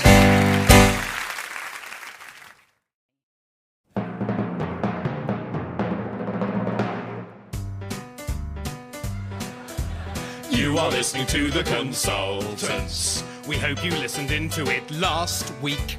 We done a stupid sketch about monkeys. And a comic song about a caveman in a boutique. This week is different. It's all new material. A little bit highbrow, a bit more refined. So I'll do a speech about Gorvidal's biscuits. And I'll sing a song about my love for mankind. You are listening to The Consultants. Will you listen into it next week? If not, we don't have to write it. Could you let us know by next Monday?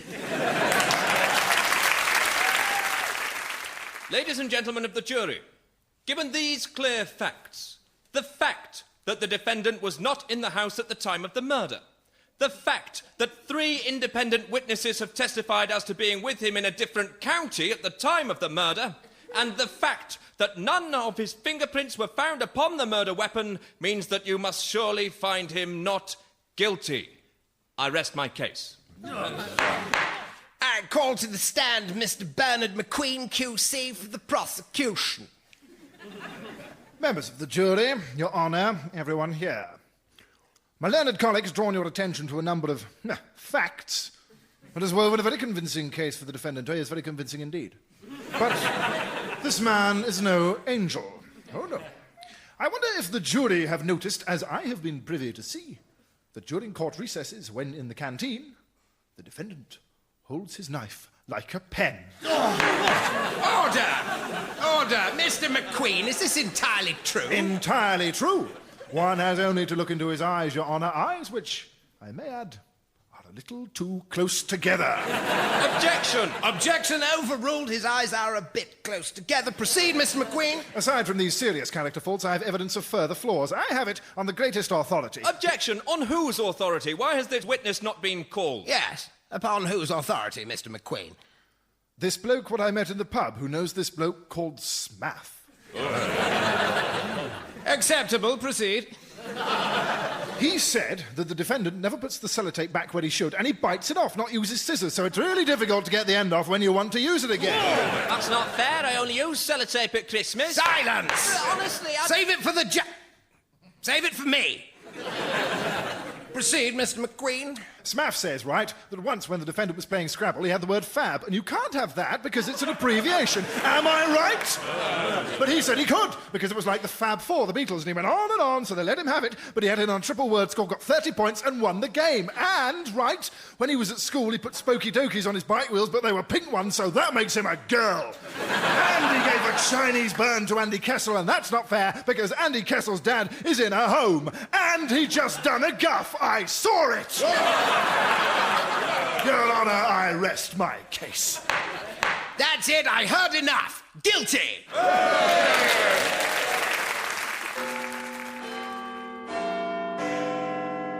Oh, I misses London, I does. Yes, so does I. The bobbies on the bicycles. The Houses of Parliament. Pie and mash in a trolley bus home. Pushing a beefeater down Shaftesbury Avenue. Hailing a cab in the Whispering Galleries. Oh, wiping a duck on Marble Arch. Oh, memories. A pirate's face at a foggy window. Squeezing a Morris dancer into a bin. Marylebone. The Strand. Oh, having a plop. What? Having a plop in the Blitz. Oh, the Blitz. Punching a gymnast down Smithfield Market. Little Dick Whittington with his head in a stick. Oliver Cromwell chucking knickers at a mason. Here, taking a sailor up the opera. Oh. An orphan's back. Gristle in a cup. Going up west. And then coming back again. Bunging a jockey at a clock. Jockeys! Half a crown. Arthur Miller. Half a mo. I've never been to London. Yeah, I went once. It was shut. Well, I'm kind of a quiet feller, but I took a shine to a local girl. She was real sweet. I didn't rightly know what to say to her, but my friend said, you got to be truthful to a lady. You got to show her the real you. And so I wrote this song for her, and I recorded it and sent it to her, and I'd like you folks to hear it too. Well, don't you look anywhere else tonight if you want some love. My heart is opened up like a book if you want the proof. I'm just an unattached single guy, just the kind that you're dreaming of. I can see into your room at night standing on my roof. Oh, I'm a ladies' man. Catch me if you can. Well, I hope you like you're meant to be.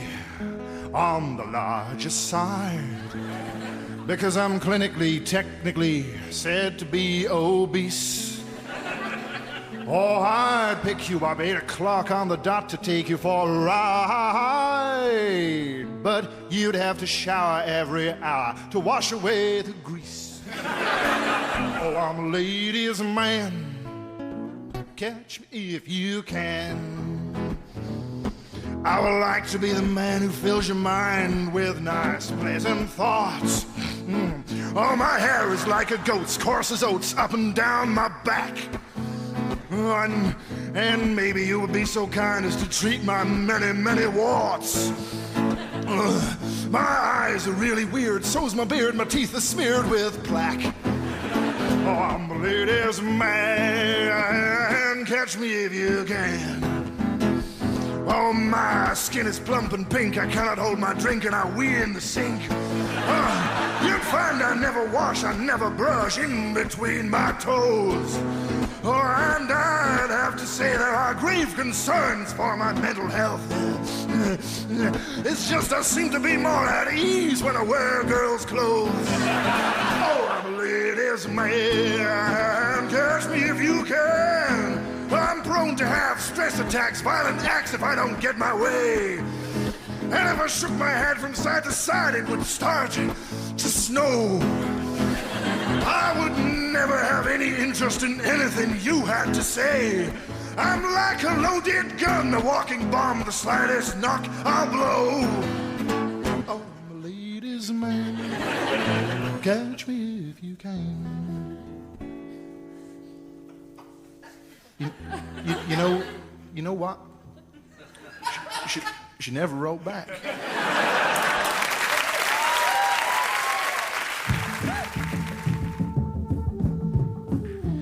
Now then, gentlemen, we want you to enjoy yourselves tonight, but we do have a few golden rules that you must abide by. Rule number 1, do not touch the dancers, even during a table or a lap dance. They may touch you, especially if you tip well during the private dances. Rule number 2, do not throw food at the dancers. Many of them got special dietary requirements: bamboo, raw meat, plankton. Fruit, peanuts, buns, etc. may disagree with them. Rule number 3, do not look the dancers directly in the eyes. This will be considered a threat and may cause the dancer to attack. Finally, do not shoot, trap or harpoon any of the dancers. That sort of thing's barbaric and I won't stand for it. Not in my club. In you go, gents. Enjoy yourselves. I think you'll find there's something for everyone. And if you do get the wink, play safe.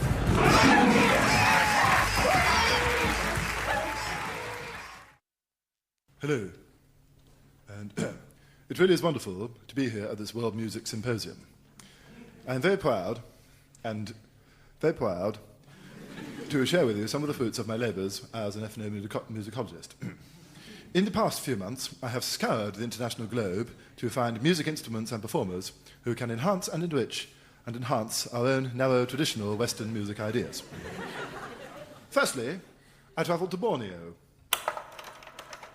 where I found a young child playing this extraordinary instrument. Halfway between a flute, an ocarina, an oboe, and a flute, this simple wind instrument sends a bolt of energy straight to the heart and a shiver down the spine.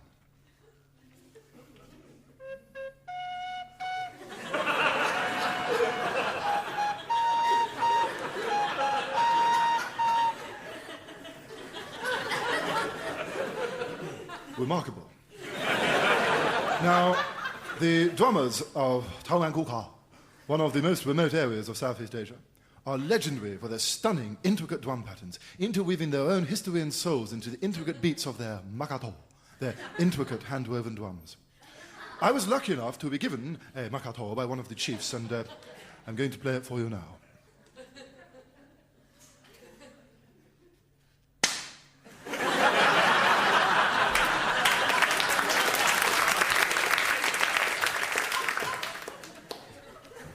Extraordinary.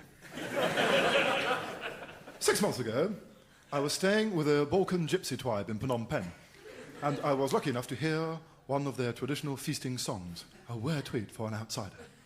They were very keen to travel to Britain to share their extraordinary sound with us, and I'm very pleased to welcome them on stage.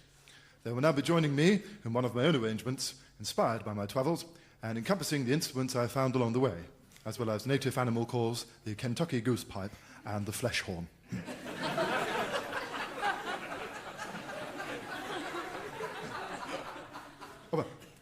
Oh, 1, 2, 3, 4.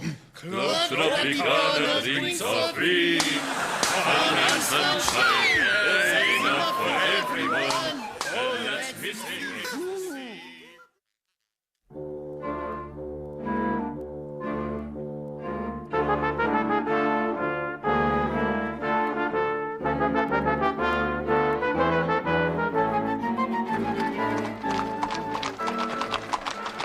Down the cobbles of Chauncey Street, under Jeff Bridges and across the Sally Field, there is an unmarked door. And if one quotes the correct password, A scarecrow in a bra. one gains entry to the elite and highly secretive Grumbles Club, to which only the finest gentlemen are admitted. Some, Vanity, how's your moustache? Spruce as a spaniel's leg, Babcock. Would you care for a wedge of my new tobacco? Don't mind if I do. Hey, gentlemen, come quickly. I say, Maynard, what's the rumble-tumble? Vanity was about to stuff my pipe. No time for that. Phileas Fogg is in the Chuffy suite blowing his own trumpet. He declares that he can circumnavigabobulate the world in 80 days in a balloon powered by his own flatus. Golden Grahams. If he does that, he'll be the toast of the palace and we'll never feel the Queen's sword knighting our worthy shoulders. Curse that Fogg and his windy endeavours. Let's see what's afoot in the Chuffy suite. And as my air balloon plummeted toward the ground, I remembered I had a pint of cabbage water stored for just such emergencies. A swift glug and the resultant gas blew me out of gravity's clutches. I say, Fogg, you do spin a good tale. No mere tale, sir. Once I have circumnavigabobulated the globe in my balloon in 80 days, the Queen is sure to bung me a knighthood. Not if we beat you to it, bilious Fogg. And just who are you, gentlemen? I'm Barnaby Babcock, Esquire. My associates, Dr. Filbert Vanity. Back once again for the Renegade Master. And Spencer Maynard IV. In the house. And you towny toffs think you can chart your way around the world faster than the great Phileas Fogg? Oh, true, sir. None of us are blessed with an explosive bowel disorder, but I can assure you that we didn't earn our place in society by accident of birth. Indeed not, sir. We got that in the Crimea, shooting runaway slaves in the back, so don't come the high and mighty with us. A race it is, then. We shall set off at dawn.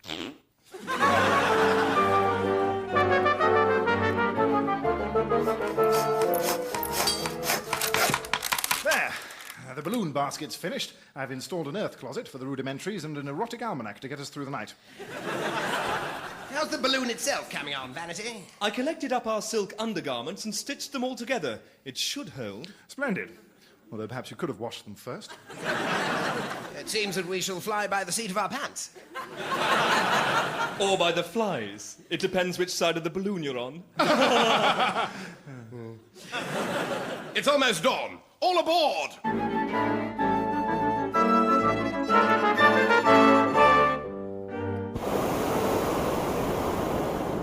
Oh, I must say, this is rather splendid. Travelling up on high. Look, the people look like tiny ants. Those are ants, Vanity. You really should have washed that underwear. Sorry, gentlemen, I didn't feel that one coming. No, for once it's not you, Babcock. It's Phileas Fogg, and he's flying straight towards us. So, you made it up the ground. I'm impressed, but you won't beat my flatus. Enough of this windy imposter. I'll burst his balloon with me blunderbuss. Yeah, that taught him. You really are the most terrible shot, Babcock. Yes, you appear to have punctured our own balloon. Whoops! Hey, you fools! You'll never circumserialize the globe now! We're going down fast. Quickly! We must lose some ballast. What about the piano? No, I need that to play Sweet and Low over the Poor of Lebanon. Then we're done for. We're about to crash into Nelson's column. Hang on, what's in this huge bag? Don't throw that, it's my new tobacco. Oh, sorry, Vanity, you'll have to dump it. Wait. If we burn Vanity's tobacco, it might give us the extra lift we need. I'll stand at the rear and use my beautiful moustache as a tail fin. Whoa! Well, that's picked us up all right. We've missed clonking into Horatio, and we're about to clear Buckingham Palace. The flames have burnt half my moustache off. I can't steer. Whoa!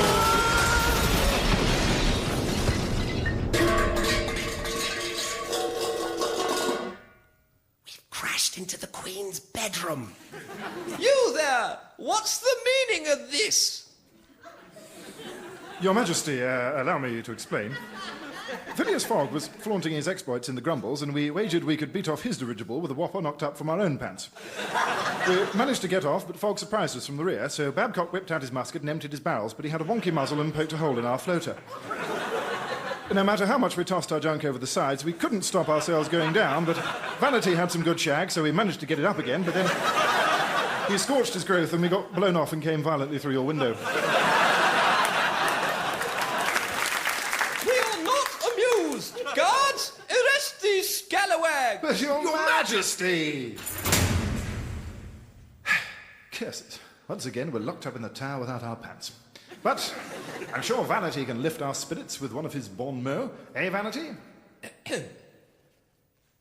To lose one pant may be regarded as a misfortune. To lose two pant, well, it's rubbish. Get him. Oh, that's a bruise! Ow! Oh! Not my face!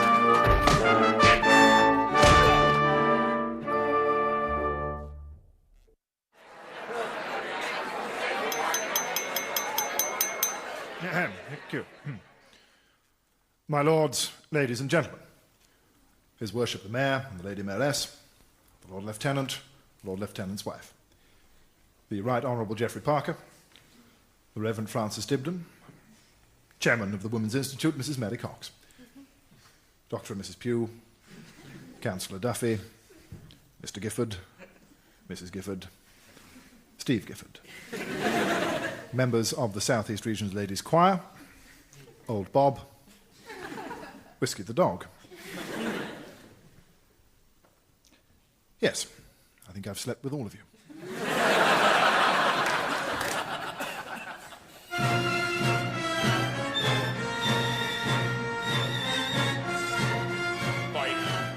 4, 3, 2, 1, 0. We have liftoff.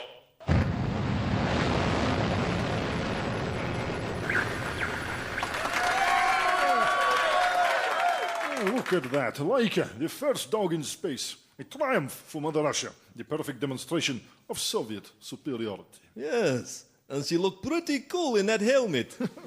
She certainly does. Now, let us speak to her and see how she's finding space. Laika, this is Admiral Shalimov. How are you finding space? What did she say? She said yes. Or possibly she said hello, it's hard to tell. Ask her something else. Laika, how are you adjusting to the pressures of zero gravity? Well, what did she say then? She said, hello this time. Definitely. Or she might have said yes. Well, we knew there might be some communication difficulties in orbit. Yes, the line is a bit crackly. Well, we'll go to the backup plan. Launch Sputnik 3. Admiral Shalimov, Sputnik 3 is docking with Sputnik 2. Excellent. Another triumph for Mother Russia. Checky can hear you. Hello? Hello? Comrade pilot, can you hear me?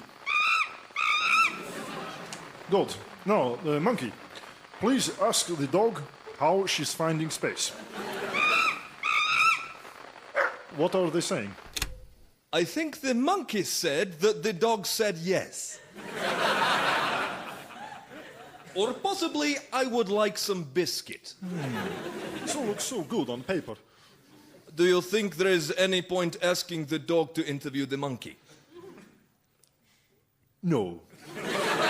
No, probably not. No, we need to send them some biscuits. Why don't we send up that boy, the one who cleans out the cages? The Gagarin kid? Yes, him, yes. Put him in Sputnik 4.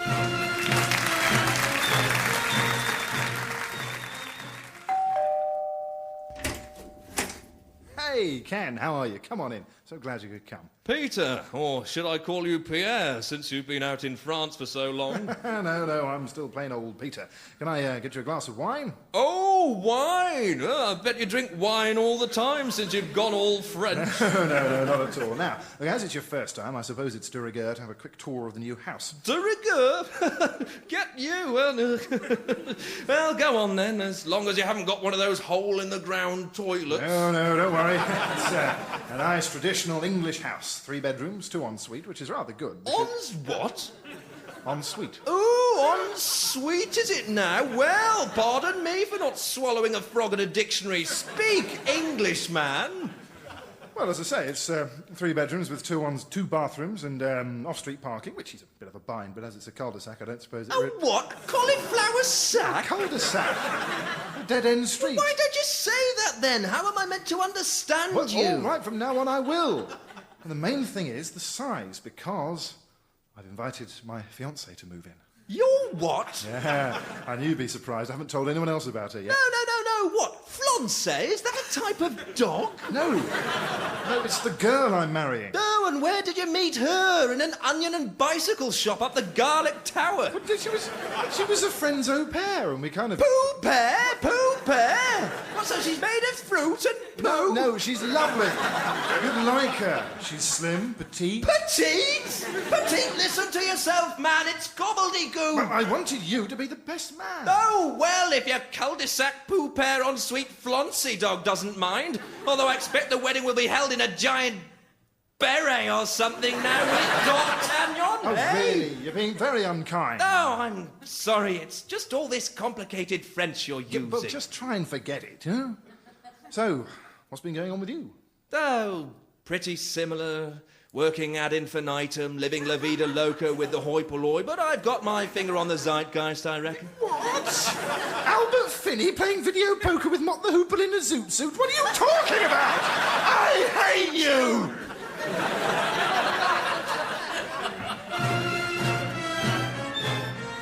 5, 4, 3, 2, 1, 0. We have liftoff.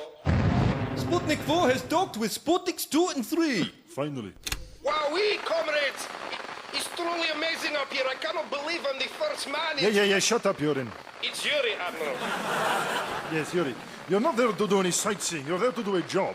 Now, give the monkey a biscuit. Now, give the dog a biscuit. Right. Now, ask the monkey to ask the dog how the Earth is looking from space. Monkey, please ask the dog how the Earth is looking from space. Think she wants another biscuit. Well, give her another biscuit. But I only have one left. Well, give it to the dog. It's mine, comrade. I'm not going to share it. All right. More biscuits. Send up another rocket. We don't got another rocket, Admiral. What? The budget only stretched to 3 rocket, 3 biscuit. Also, there was queue at rocket shop and all the Americans was pushing in. Oh, Admiral, we will never win this space race like this. The USSR will one day fly to the stars and slide down moonbeams eating caviar on Jupiter and Mars. All those hanky-panky Yankee NASA boffins will be laughing on the other side of their faces when we Reds win the space races. Come now, my comrades, be optimistic. We will soon be on the moon thanks to our power communistic. Keep your chin up, keep saluting. Let us drain the samovar. Nostravia, let's aim for the stars. Hello? Star City Control Room, also laundry and hill bar, no job too small. Comrade Khrushchev, what an honor. What, Americans landed on the moon? How time flies. All the dark side of my moon dream has come true. Those accursed Cape Canaveral cowboys have made it to the moon before us, rammed their filthy stars and stripes into the crust. Our plans of universal exploration crumble into dust. I had dreams of a potato-shaped space station, but now I must face the zero gravity of the situation. We are doomed to spend our days on terra firma. Life is fickle. I'll be honest with you all, we're in a bit of a hammer and pickle. So now my job is over, what a pity. Pack up my Sputnik knickknacks, leave Star City. One small step for mankind, but I rather think I'll find the windswept steppes of bleak Siberia is where my superiors send me. I would have liked to swing on a star, carry beetroot home in a jar. You didn't be quiet. Second in the space race, disadvantaged in the first place by a rocket made of Skoda parts and the engine from a bus. But the Kremlin, they are trembling with rage, because the space age now belongs to Uncle Sam and not to us. Come, come, my comrades, were we unrealistic? Was our lunar prowess just propagandistic? Keep your chin up, keep saluting, let us drain the samovar. Nostrovia, let's aim for the stars. Aye.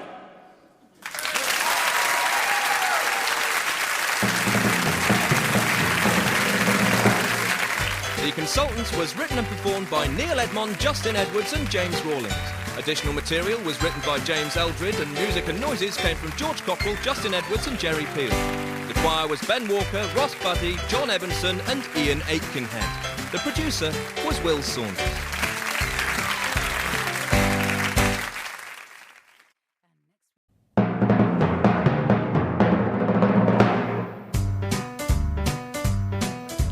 You are listening to the Consultants.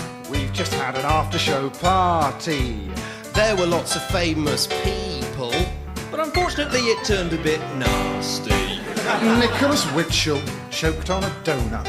Corrie Aquino ate a dozen Scotch eggs. Anthony Gormley started to break dance. And Ian McCaskill gave Sting a dead leg. You are listening to the Consultants. We are feeling rather dyspeptic. We'd better get on with it quickly. Otherwise it's likely we'll be sick.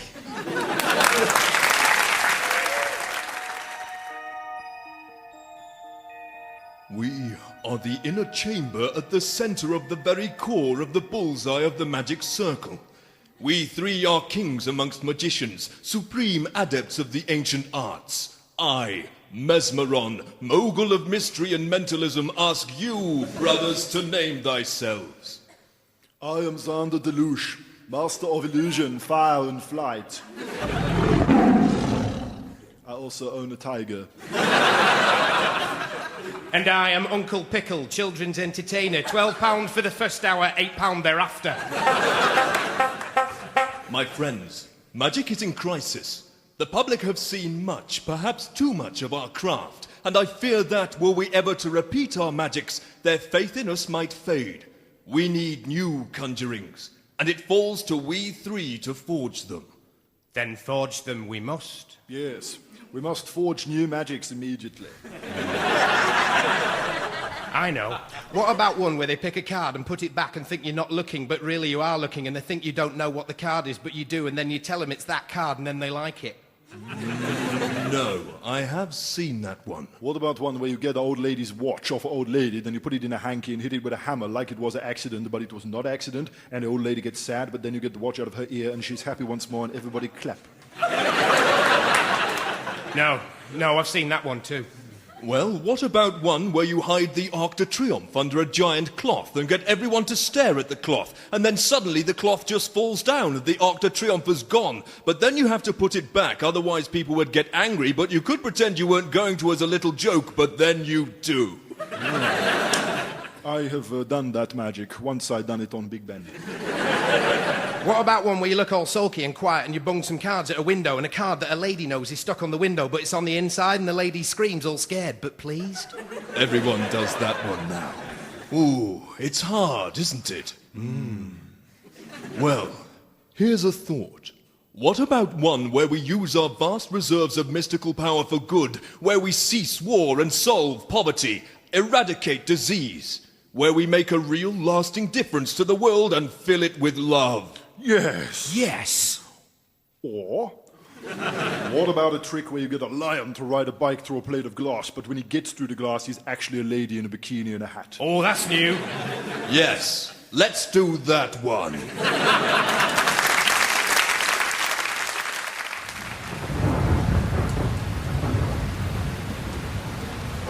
I'm soaked. We should have stayed in the car. No, but the carburettor's flooded. Now, come, let's go into this pub. We'll wait for the rain to ease off. We might start up again if we leave it for half an hour or so. Oh, I'm not sure. You know what these places are like. Oh, come on. It'll be fine.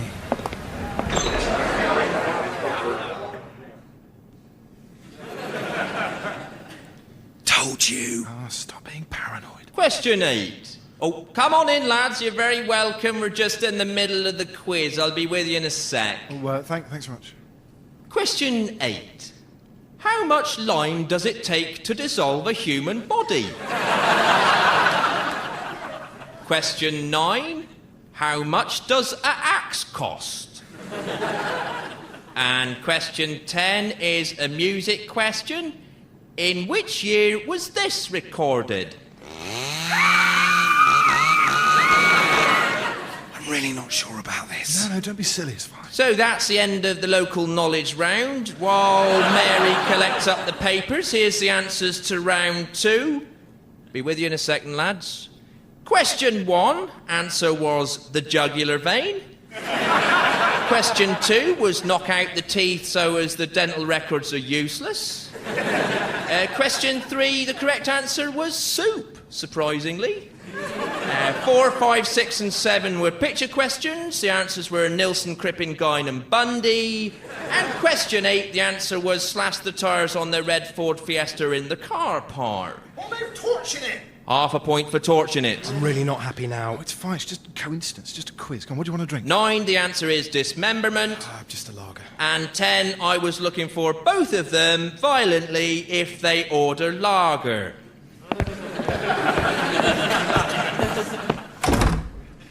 Bloody townies.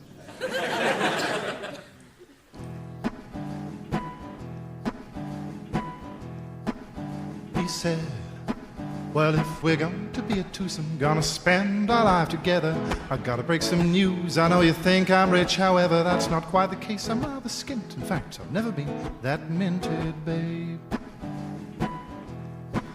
I guess you thought I was nobility, top brass in probability, a millionaire with a flattened Valdez air. I've got the bearing and the voice of a lord with a Rolls Royce. In the garage of my chateau, I blow my nose on a Picasso, babe. Well, I once was upper crust, but now I'm just on my uppers, and the crust is all that's left of my bread for those posh suppers. My darling, I can't give you Bollinger and oysters. The best that I can do is bongo and some boasters, babe. She said, oh darling, it don't matter, 'cause I'm no grasping gold digger. I love people for their heart and not their wallet, but I figure that we'll have to call it off. And it's not 'cause you're no tough. There's another explanation why this relationship won't work.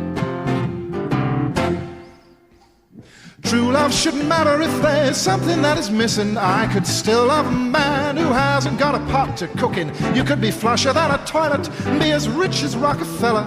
Well, beauty is skin deep, but your skin's like chamois leather, babe.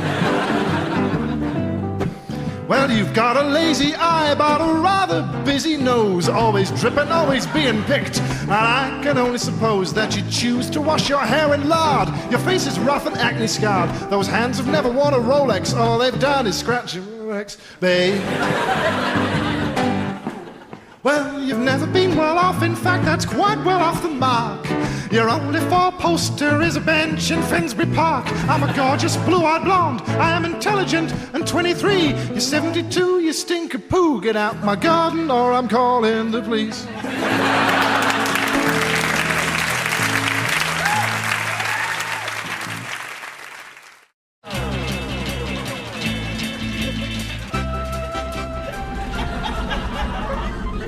Hello, children. I'm Captain Xanadu, your space headmaster. Welcome to space school. Oh, excuse me. It's the space commander on my space phone. Hello?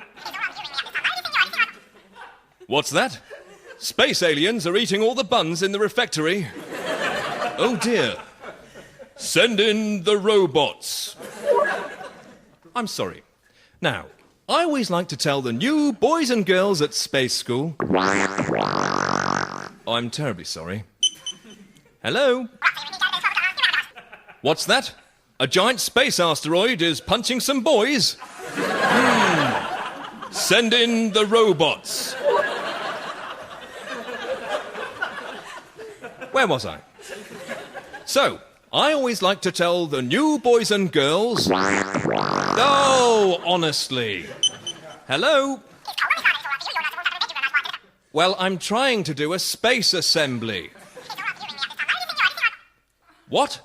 Space pirates have bunged some wee at the Queen?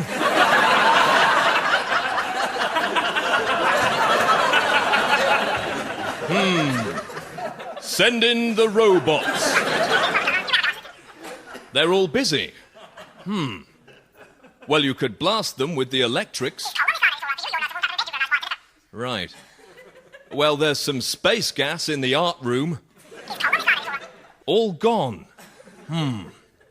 I'll deal with it. I'm sorry, children, but I'm going to have to deal with this emergency myself. As you can see, space school can be a very exciting place. But we do have rules, so please obey them. I'll see you next time!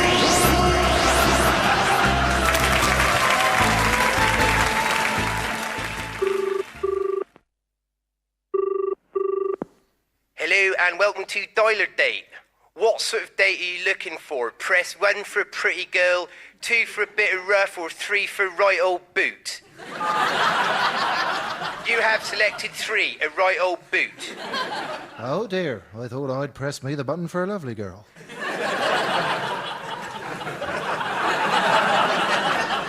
How would you like your date to smell? 1, a bit soapy, 2, like soil, or 3, of silage? Ooh. Your date will smell like soil. Ooh. There's nice. How clever would you like your date to be? Press 1 for quite clever, reading and that, 2 for normal, or 3 for proper thick. Right, normal, I think. You have selected proper thick. Spot on. Your final question. What size would you like your date to be? Press 1 for normal, 2 for a bit bloated, or 3 like a pig in a bra. You have selected option 1. Ooh, lovely. Like a pig in a bra. Damn thing must be broken. You will now be connected to your chosen date. Please hold the line. Hello? Oh, hello, Mother.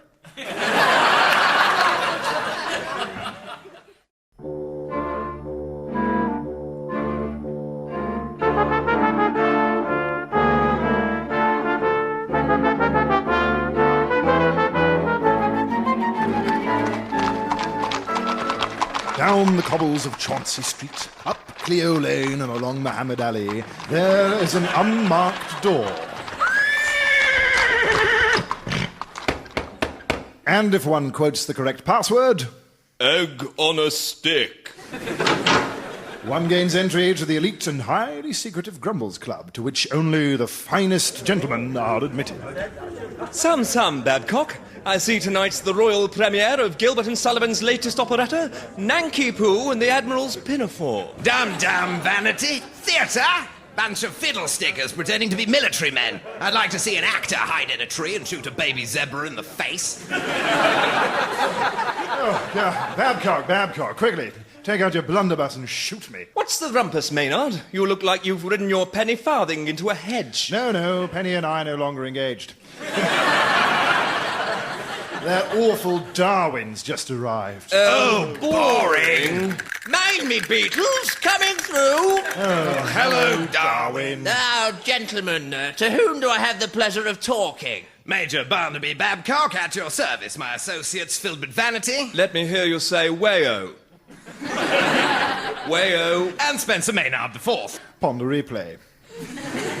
Oh, yes, I remember. You three will never get anywhere guffing about in the grumbles. I'm presenting my new book to the Queen tomorrow. Have a copy. Gratis.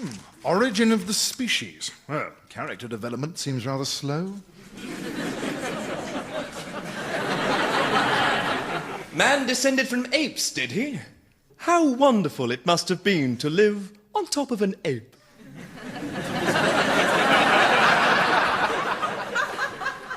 That book will bag me a knighthood. Next time I enter the room, you gentlemen will have to stand. Now that's progress. I say, Darwin, you've written the first and last chapters, but the middle of this book is just blank pages. Ah, yes. I'm still looking for the missing link. But when I find it, I shall be climbing the social ladder. And you three will be left looking like monkeys. Mind me, Beatles? That swollen prune. If he finds the missing link, he'll be the Queen's teabag. No, not if we find it first, and I know just the place. Gentlemen, to Barnum Circus. Roll up, welcome to the greatest show on earth. Behind this curtain lies a twisted insult to the human form. Witness the horror and feel the rage. Gentlemen, I give you the chicken boy of Southampton. I say, Barnum, that's just a chicken in a nappy. Oh, ain't it awful, sir, the cruelty of nature. Get down, chicken boy. Magnificent crack, Barnum. Yes, the leotard really shows it off well. Oh, come back here. Come back here, chicken boy. Well, the Queen wouldn't have been very impressed if we'd shown up with that revolting creature. I don't know. She married a German. Well, we need to find a freak from somewhere, some blasphemous thing that bridges the gap between mankind and the animal kingdom. You'll do, Vanity. Why is it always me? Darwin may have his book, but we'll have the proof. We'll present you to the Queen as the elusive missing link, and she'll have no choice but to serve us knighthoods on the beaks of her swans. Now, put this sack over your head and walk with a stick. But I'm allergic to Hessian. Nonsense. Grab his arms, Babcock. I'll tie the bag to his head myself. Ow! Ow! Good work, Maynard. My face is swelling like a baboon. It's true. Oh, it'll only be for a couple of months, Vanity, just until the autopsy. And by then, we'll be knights of the realm. Now to find the Queen before she meets Darwin tomorrow. Ah, she'll be at the theatre tonight watching Gilbert and Sullivan. Excellent. She'll be asleep. Let's grab Vanity and let us make haste to Drury Lane. Achoo!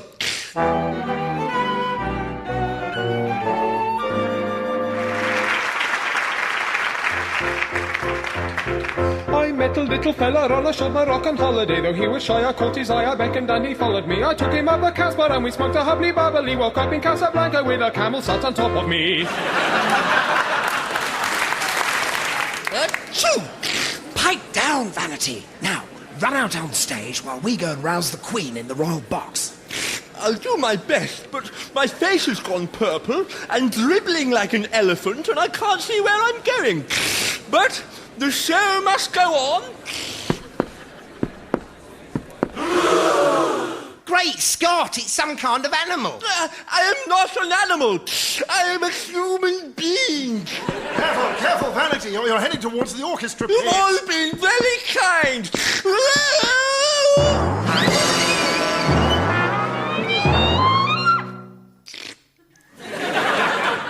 You there! Who dares wake me from my royal slumber? Your Majesty, allow me to explain. Darwin was boring us in the club whilst parading his hardback in the hope that we'd grasp his notions, but I spotted a hole in his inklings and we thought we could impress you by plugging that hole with a monster. We tried a yank, but only came up with a dirty bird from Southampton. Luckily, Vanity had gone all shaggy after necking Jekyll's cocktail, so we belted up your playhouse to get into your box while you were asleep. However, Vanity had an itchy sack, his head swelled up, and he jerked Nanky Poo over the footlights. We are not amused. But your majesty. Guards, arrest these profligates. Well, we'll never cop a knighthood now. Perhaps Vanity's wit and wisdom can offer some solace. If Darwin's grandma was a monkey, does that mean he's a chimp off the old block? Get him. Oh! Mind me, Juggles!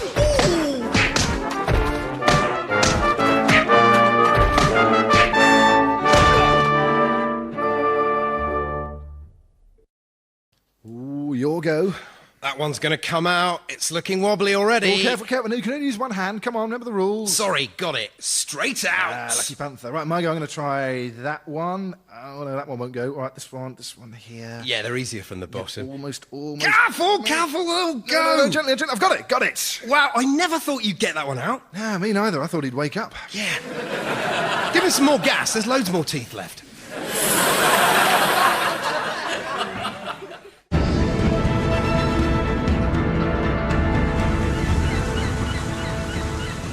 Gentlemen, we are under sail and our native land has disappeared over the horizon. On this day, August the 3rd, 1492, we have set out on the Santa Maria to find a passage to the Orient. We shall encounter high seas and brutish winds. It will test the courage and steadfastness of every sailor here, but our reward will be an indelible notch on the post of history, for this is the greatest adventure ever undertaken by man. Captain Columbus? Yes, Wilkins? How long's this adventure gonna take? Well, by my estimation, we have maybe 16 weeks of voyaging left. 16 weeks? Oh, that's ages. Gonna be boring. It won't be boring at all, Maltby. In the coming days, you men... Captain Columbus? Yes, Maltby. Oh, neither do we. Well, you should have gone before we weighed anchor. Really, there's a bucket below deck. Oh, I can't go moving about. Can we stop somewhere? And where exactly are we going to stop? I know. America? No, you'll just have to hold on. Yeah, we get hamburgers. And chips. No, we've got plenty of food on board. What about hot dogs? No, we are not stopping in America, and that's final. Now, in the coming days... Oh, I haven't got any room. Stay on your own side. I am! Port side's my side, and you cross the line down the middle. Right, Maltby, keep to the starboard side. Wilkins, keep to the port. Now, get off! Captain, he's doing it again! Right, Captain if Columbus. you don't stop squabbling, one of you will have to come and sit with me up at the front of the ship. Good. Now it's all settled down. Could you take a letter, please, my secretary, Mr. Bruce Lee? Dear Mr. Norris.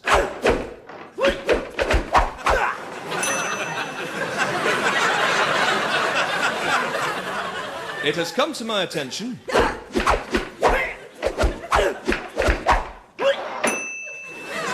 you have not yet paid for your nunchuckers. Exclamation mark.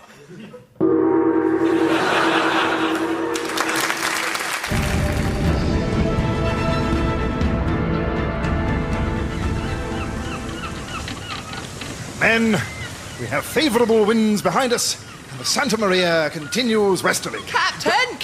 What is it now? Are we nearly there yet? How many times?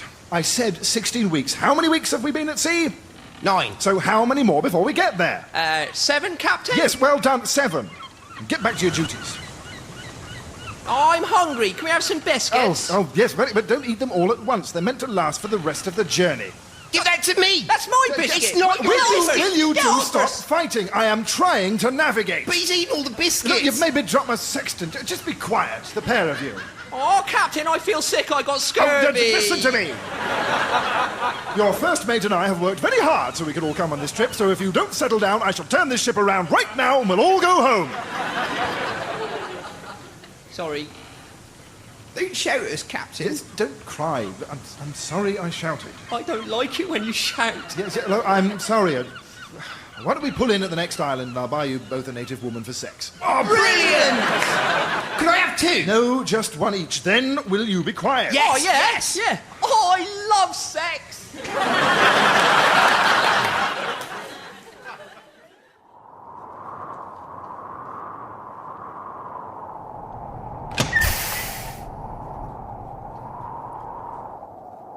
Oh dear. It's very quiet. Do you think there's anyone left alive? I doubt it, General. It was shaping up to be quite a messy war. Plague bombs, radiation cannons, bullet guns. Thank heaven for our little bunker, eh? Yes, but we've lost everything. Look, it's just a desolate wasteland. Yeah. Rotten.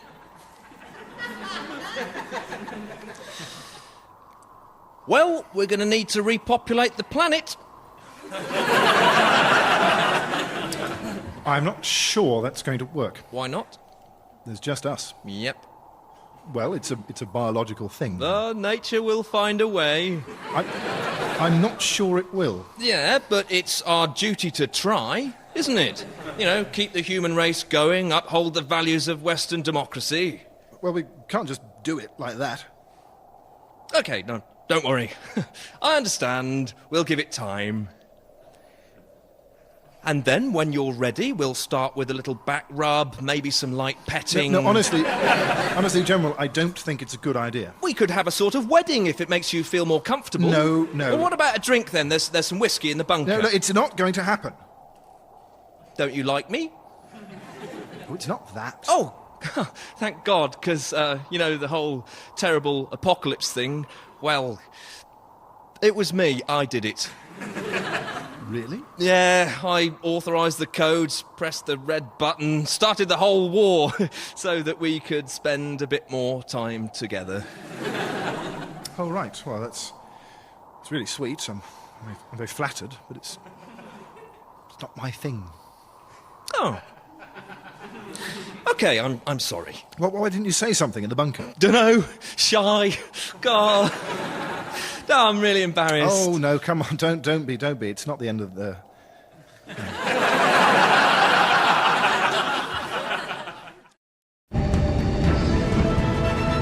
Land ahoy! Oh, we're there! We're there! We're there! Calm down. We haven't arrived yet. Now, I expect you to be on our best behaviour when we go ashore. Yes, Captain. I don't want a repeat of what happened when we colonised Hispaniola. Sorry, Captain. Everybody follow my lead.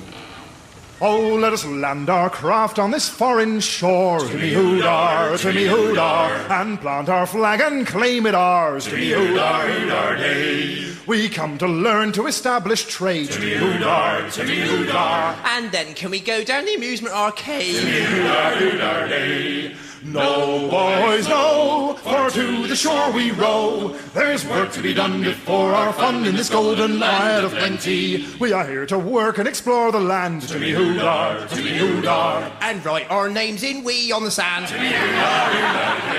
No, I want you back on the ship. I want you back on the ship in 2 hours. 2 hours, all right? Yep. Yeah, but don't get into mischief. Oh, I'm going to find a shop selling bangers. Yeah, and nudie playing cards. Yeah, right. Thank you, right. Thank you, the rest of you men. We're going to explore the area, make a start on mapping, collecting the local flora and fauna. We don't care about flora and fauna. We want a casino and a brothel and a sauna. Don't care much for the filthy foreigners. Shoot them without warning. No. We shall respect the rights of this tribal ground. Timmy-hoo-dar, Timmy-hoo-dar, and plunder their gold in the burial mound. Timmy-hoo-dar, hoo-dar, day. Now that we're ashore, let's go and find some whores. Have a drinking race, get it off our faces, vomit in the local dustbins. Oh. No, stop it. What is it with you all today? Come on, that's it. No, that's it. Everyone, back on the ship. Come on. Oh, I built a house. You really let me down. No. I met a girl. No, I don't care. Come on. Now, enough. We can leave this land with a legacy of peace. Timmy-hoo-dar, Timmy-hoo-dar, and obesity and venereal disease. Timmy-hoo-dar, hoo-dar, day. Heave my hearty tea, This island now we leave. We've ruined their land and stained their sand in the name of king and country. Well, I hope you're happy you've ruined the whole continent for everybody.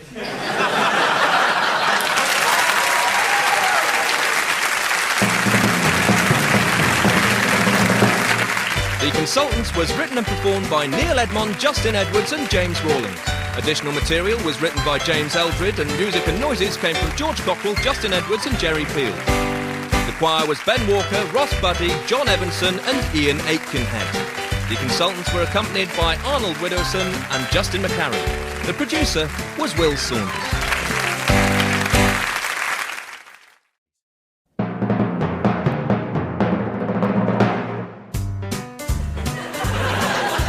You are listening to The Consultants. This one is the last in the series.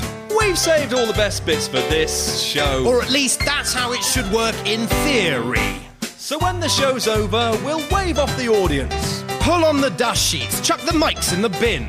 Put all the jokes back in the radio archive. So in 20 years you can hear them again. You are listening to The Consultants. It's time to do the show and go. Don't forget to have a look at our website. www.theconsultants.co.co. Can I help you? Hello, yes. I'd like to check over the final conference arrangements here. And you are? Dr. Acula. Dr. Acula, nice to finally put a face to the name. We've set up the room like you said. Yes, it's all very nice. Now, I don't want to stick my neck out. Oh, please do. But are you absolutely sure you want the curtains drawn throughout? Yes, please, that's quite important, yes. Now, what about catering? Teas, coffees during the conference? A lot of the delegates will be bringing their own drinks. A sort of diet thing? Something in that vein, yes. When would you like the buffet? What? Buffet. I'm sorry, I thought you said Buffy. It's a personal thing. I think after the main speeches. Righto, so then we'll clear away the buffet. Sorry, yes, you explained, yes. OK, if anything else crosses your mind... Crosses? No! No, I said if anything else... Oh, right, yes, sorry, just a silly joke. How many seats will you want on the stage? There'll be me, Mr. Nosferatu. We're going to have a question and answer session with Lestat, a sort of interview with the... Yeah. And then the other children of the night, 8 of us up here, I think, yes. Right, you are. So the lectern is here, the buffet... Oh, no, it's okay. The buffet will be over there. What is this screen here for? Oh, that's in case you want to use any PowerPoint projections. I don't think so. Oh, I've set up the projector here. Just give it a try. Oh, the light! No, turn it off! Gosh. What's going on in here? Oh, nothing, sir. Really, Van Helsing, clean up that dust and get back to work. You're not even supposed to be in the conference suite.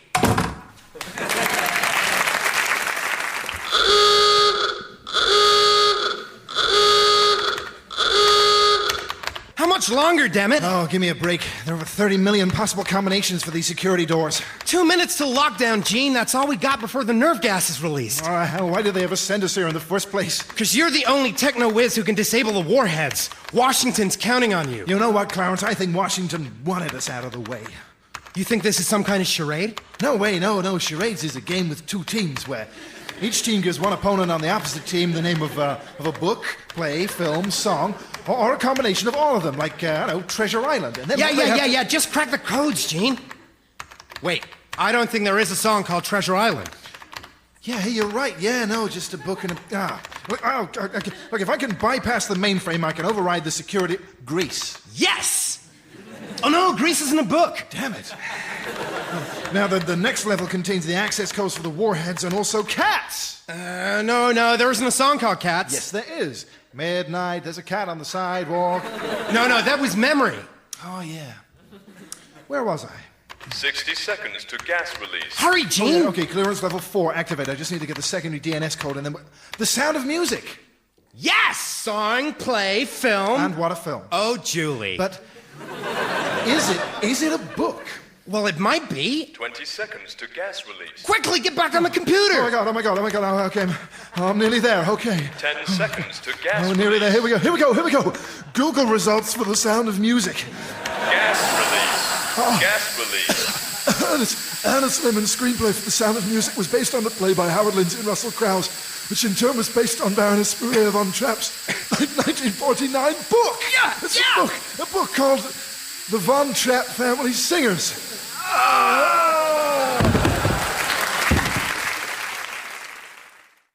Could you roll your sleeve up, please? Yes, of course. So, how does the treatment work, Doctor? Well, it's a very simple procedure. I'm going to inoculate you against aging. Right. I'll give you a very small dose of old age, just enough to get a reaction, and that should make you effectively immune forever. Ready? Yes. There we go. Oh, that didn't hurt too much at all, actually, just a little prick. Oh, bit cheeky, wasn't it? Like Barrymore. Now, he's funny, and so nice with people. You're very young to be a doctor, aren't you? I'm 36. I remember the 30s. Now, when are you going to do the injection? Well, that was it. Now, how much will all this cost? You've already paid. Because you can have it all in those new 5p's. I mean, why'd they have to make them so small? Oh, they are fiddly. Right. I think you're having some kind of reaction. Pardon? I said I think you're having a bad reaction to the injection. What? Why must you always mumble? And stand up straight. And it wouldn't harm you to get a haircut now, would it? No, I can't tell if they're boys or girls these days. I may need to get the nurse in. No point in that. She can't do anything for me. I've been dead down there for years. I just can't help. I've seen over 20 of them. It's a wonder you're still alive, they say, but of course you soldier on, don't you? I suppose these days they'd want compensation or some such. No, I need you to sit down. Oh, now you give up your seat, do you? You young ones, heads full of heroin and joyriding. Too much of this internet, I dare say. I'm happy with black and white, thank you. We had one position, me on top, and anything else was for the Chinese or prostitutes. I don't like all this foreign food, all this pizza. I was in Delhi during the war. I've seen what they do, you know. One hand for this, one hand for that. Well, Tommy Handley! Now, he was a funny man. Swiped a set of fish knives during the blackout, they said. I don't need your fancy pants medicine. Half an ounce of coal tar soap and a mustard poultice. Don't strain your stools, and a shilling to the orphans at Christmas. Good day.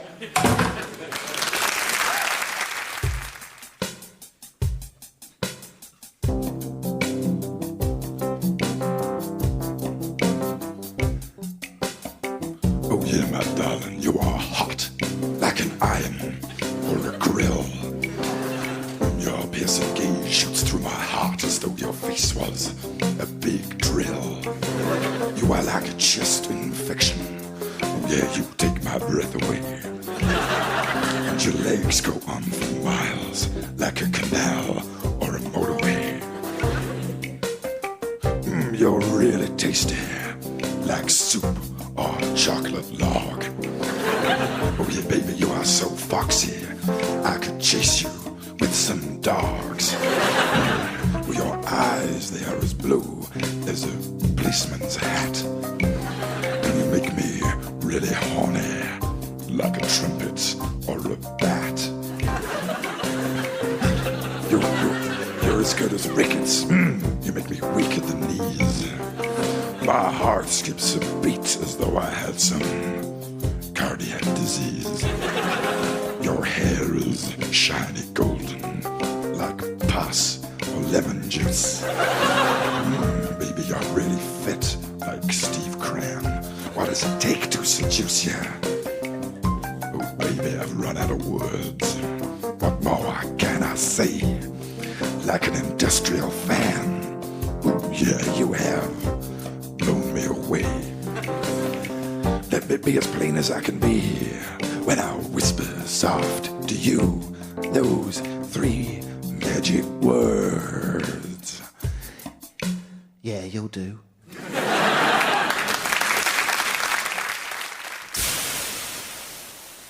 Ooh, it's hot. Relaxing, though, isn't it? Oh, indeed it is. Oh, very dry heat. Mind if I put a bit of water on the coals? Best not. Train might stop.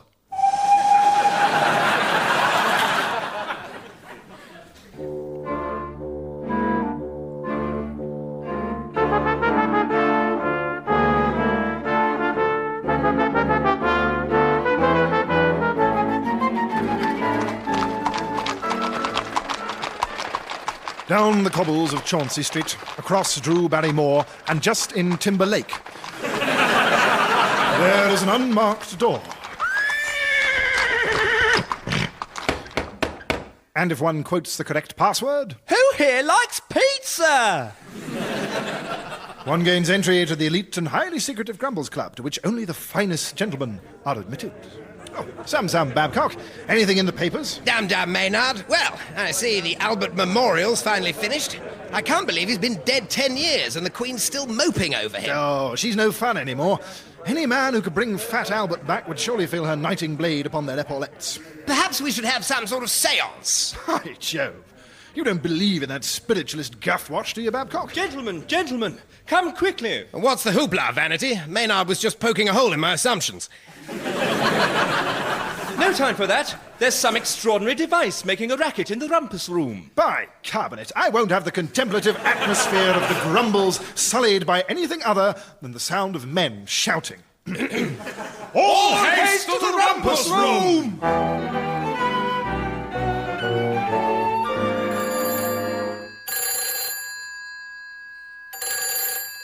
What on earth is it? Some sort of box. Why is it making that infernal racket? Well, you can't dance to it, that's for sure. I'll fetch me blunderbuss and shoot it. No, wait. Try turning it off. What does that handle thing there do? No, let's see. Hello? Hello? Oh, it works. Alexander Ding Dong Bell here. To whom do I have the pleasure of speaking? Major Barnaby Babcock at your service, my associates, Filbert Vanity. Where's my hose at? And Spencer Maynard IV. Peace. What do you think of my latest invention? I call it the telephone. Can't ever see it getting a great reception. Put the whole thing on hold, if I were you. Best call in the receivers. Oh, I've just realised this is costing me a fortune. Can you call me back?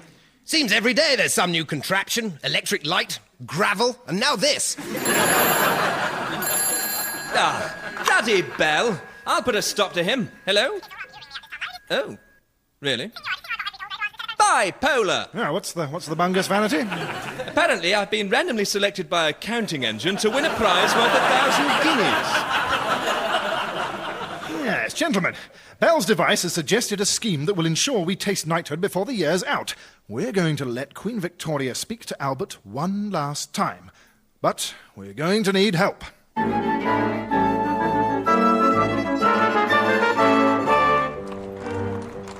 I don't follow you, Maynard. We're going to use this telephonium to contact Prince Albert. Almost, yes. We shall combine science with a séance. Oh, science, if you will. No, I won't. But how are we going to find God's phone number winding our way down to Baker Street? You misunderstand, Babcock. We're here to find a man who can help us pull off this deceit. Here we are. 221 Baker Street. This must be Holmes' place. Well, we've no time for a workout. Let's try next door.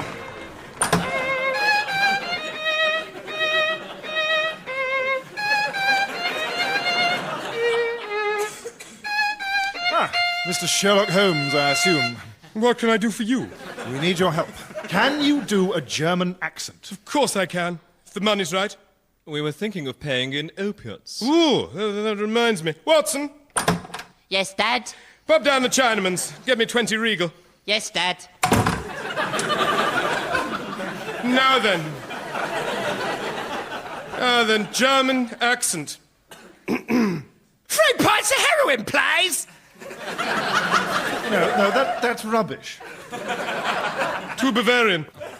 Try this. I'm Sherlock Holmes, I'll have you, Moriarty. German goes like this. Mein Onkel macht den Versenden Spiegel. I say, Babcock, that's tremendous. Yes, it looks like we won't need your assistance after all, Mr. Holmes. Wunderbar. Oh, you as well, eh, Vanity? No, I picked up a little German on my grand tour. Hans, I think.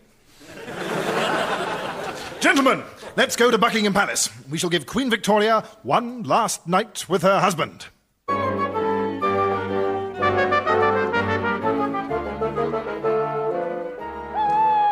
Right, this must be the throne room. Now, Babcock, when Her Majesty comes in, you dial the spare telephone, speak to her in German, and convince her that Albert is speaking from beyond the grave.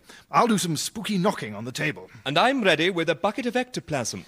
Where is this spare telephone? It's hidden in the attic. Come on, hurry, she's coming. But the attic's 5 floors away. Then run, Babcock, run! Oh, by curious, that's her. Vanity, turn the light out. Hello? What's going on?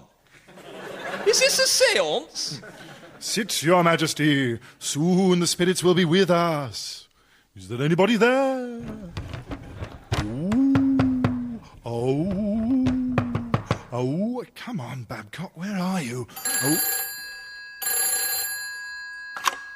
Hello?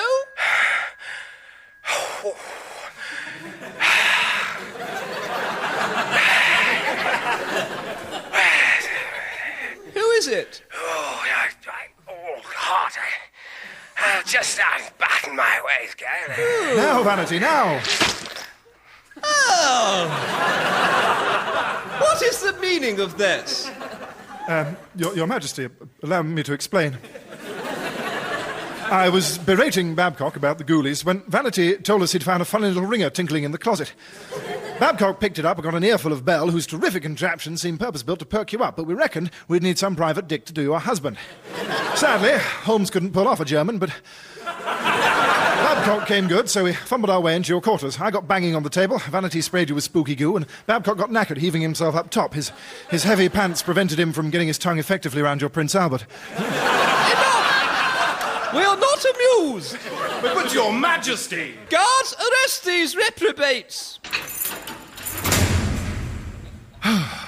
We'll never bag those knighthoods now. Perhaps one of Vanity's witty quips can lift our spirits. There's only one thing in the world worse than being talked about. And that's being talked about on a telephone. Let's kick him in the head. I'm bleeding now.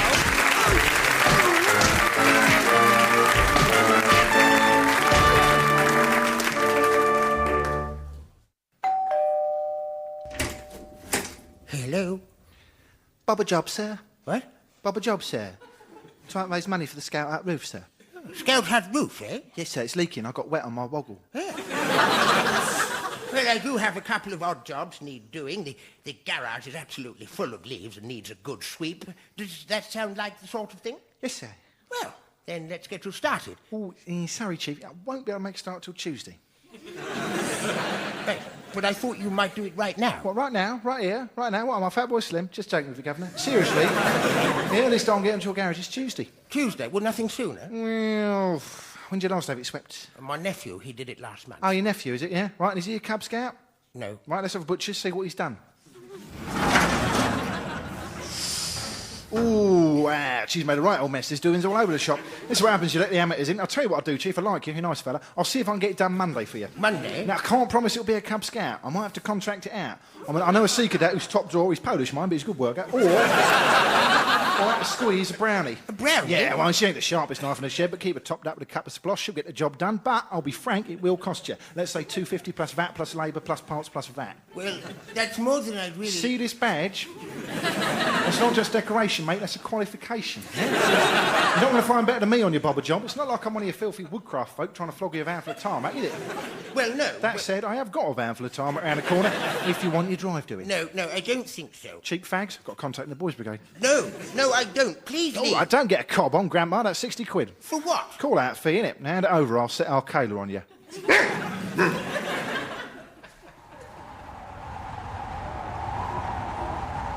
It had taken us, quite literally, all the strength we had to cross a single mile of terrain. No longer able to carry the tattered remnants of our equipment, we'd barely slept, not eaten for a week, ravenous with hunger. Well, I turned to Michael, who by this stage was very, very weak, and said, "Sorry, is anyone else a bit cold?" I am a touch, yes. Yes, yeah, me too, actually. Yeah. Might just shut the window.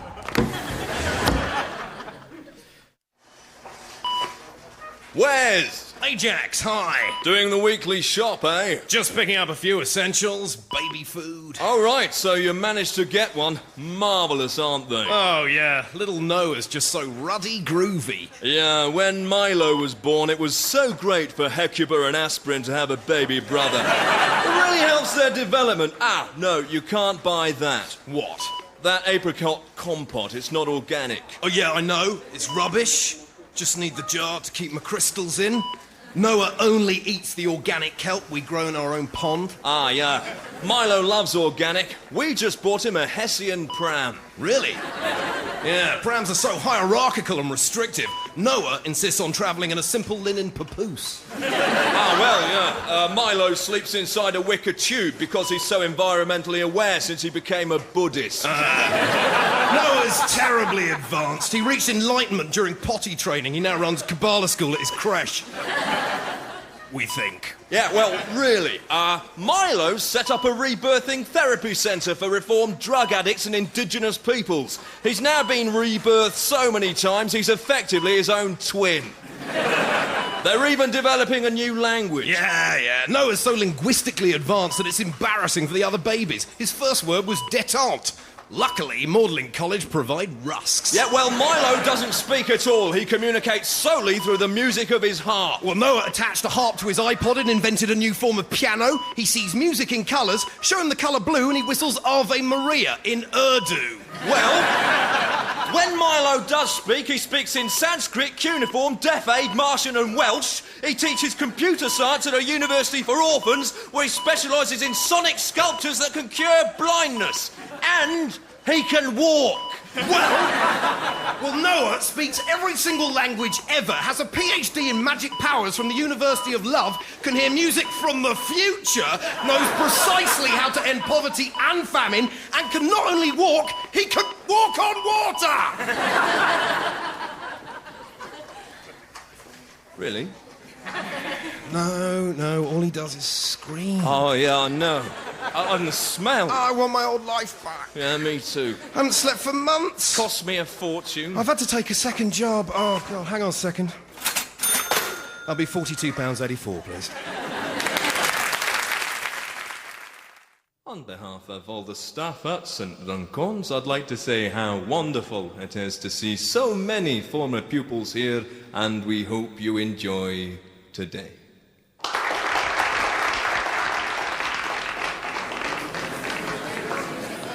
Do you know, I can't believe so many of our old teachers are still here. I can't believe so many of them are alive.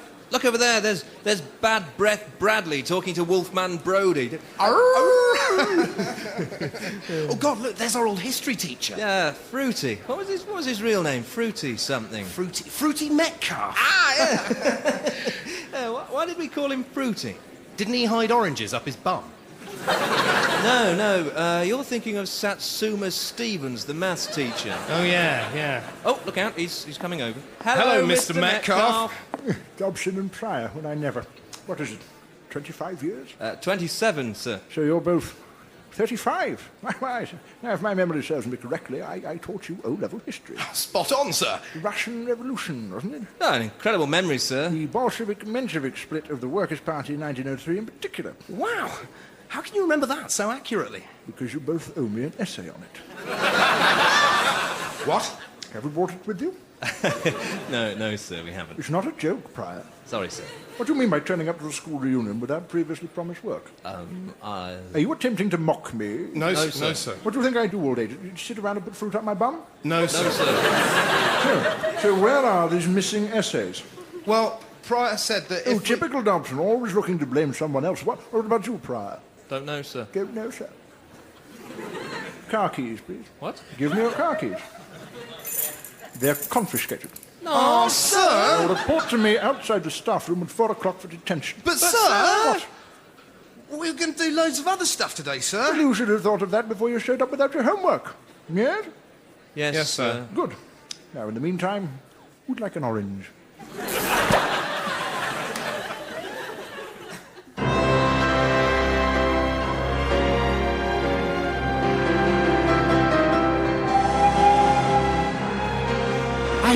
better get my train, Geoffrey. Celia. What is it, Geoffrey? What's the matter? Nothing's the matter. Quite the opposite. It's just, well, there's something I wanted to ask you. We've been seeing each other now for quite some time. Yes, Geoffrey? It's been like a dream. The walks, the trips, the theatre. Celia, what I'm trying to say is, would you consider... Oh, Geoffrey! Celia, you'd make me the proudest man alive if you'd consider... Gosh, I think I'd better try that again. I think you better have. Celia, would you consider... Right, Celia, would you... Celia, Celia, quick, follow me. Celia. Oh, Geoffrey. What I wanted to ask you, my darling, was whether you would do me the honour of possibly... Celia, would you... Come in here. Celia, could you consider making me the happiest man alive by... Celia, would you possibly just do... Celia, would you be... Celia... Knackers. Come on, quickly. Celia, come over here. Let's hide in this sound effects box and I'll sing it to you.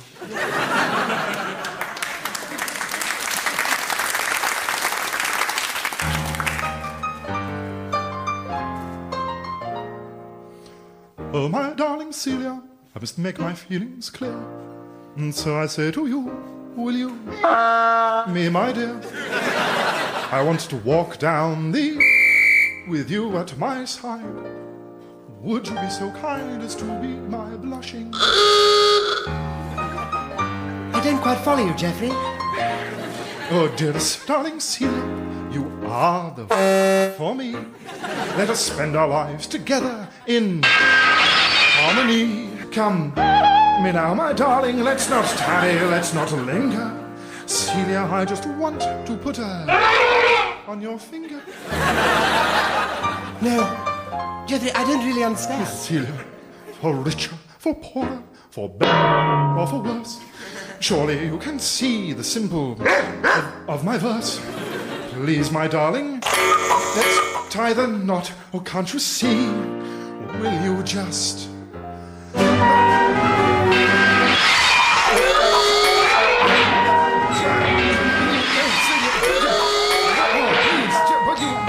Will you just marry me? Oh, Geoffrey, not if you're going to raise your voice.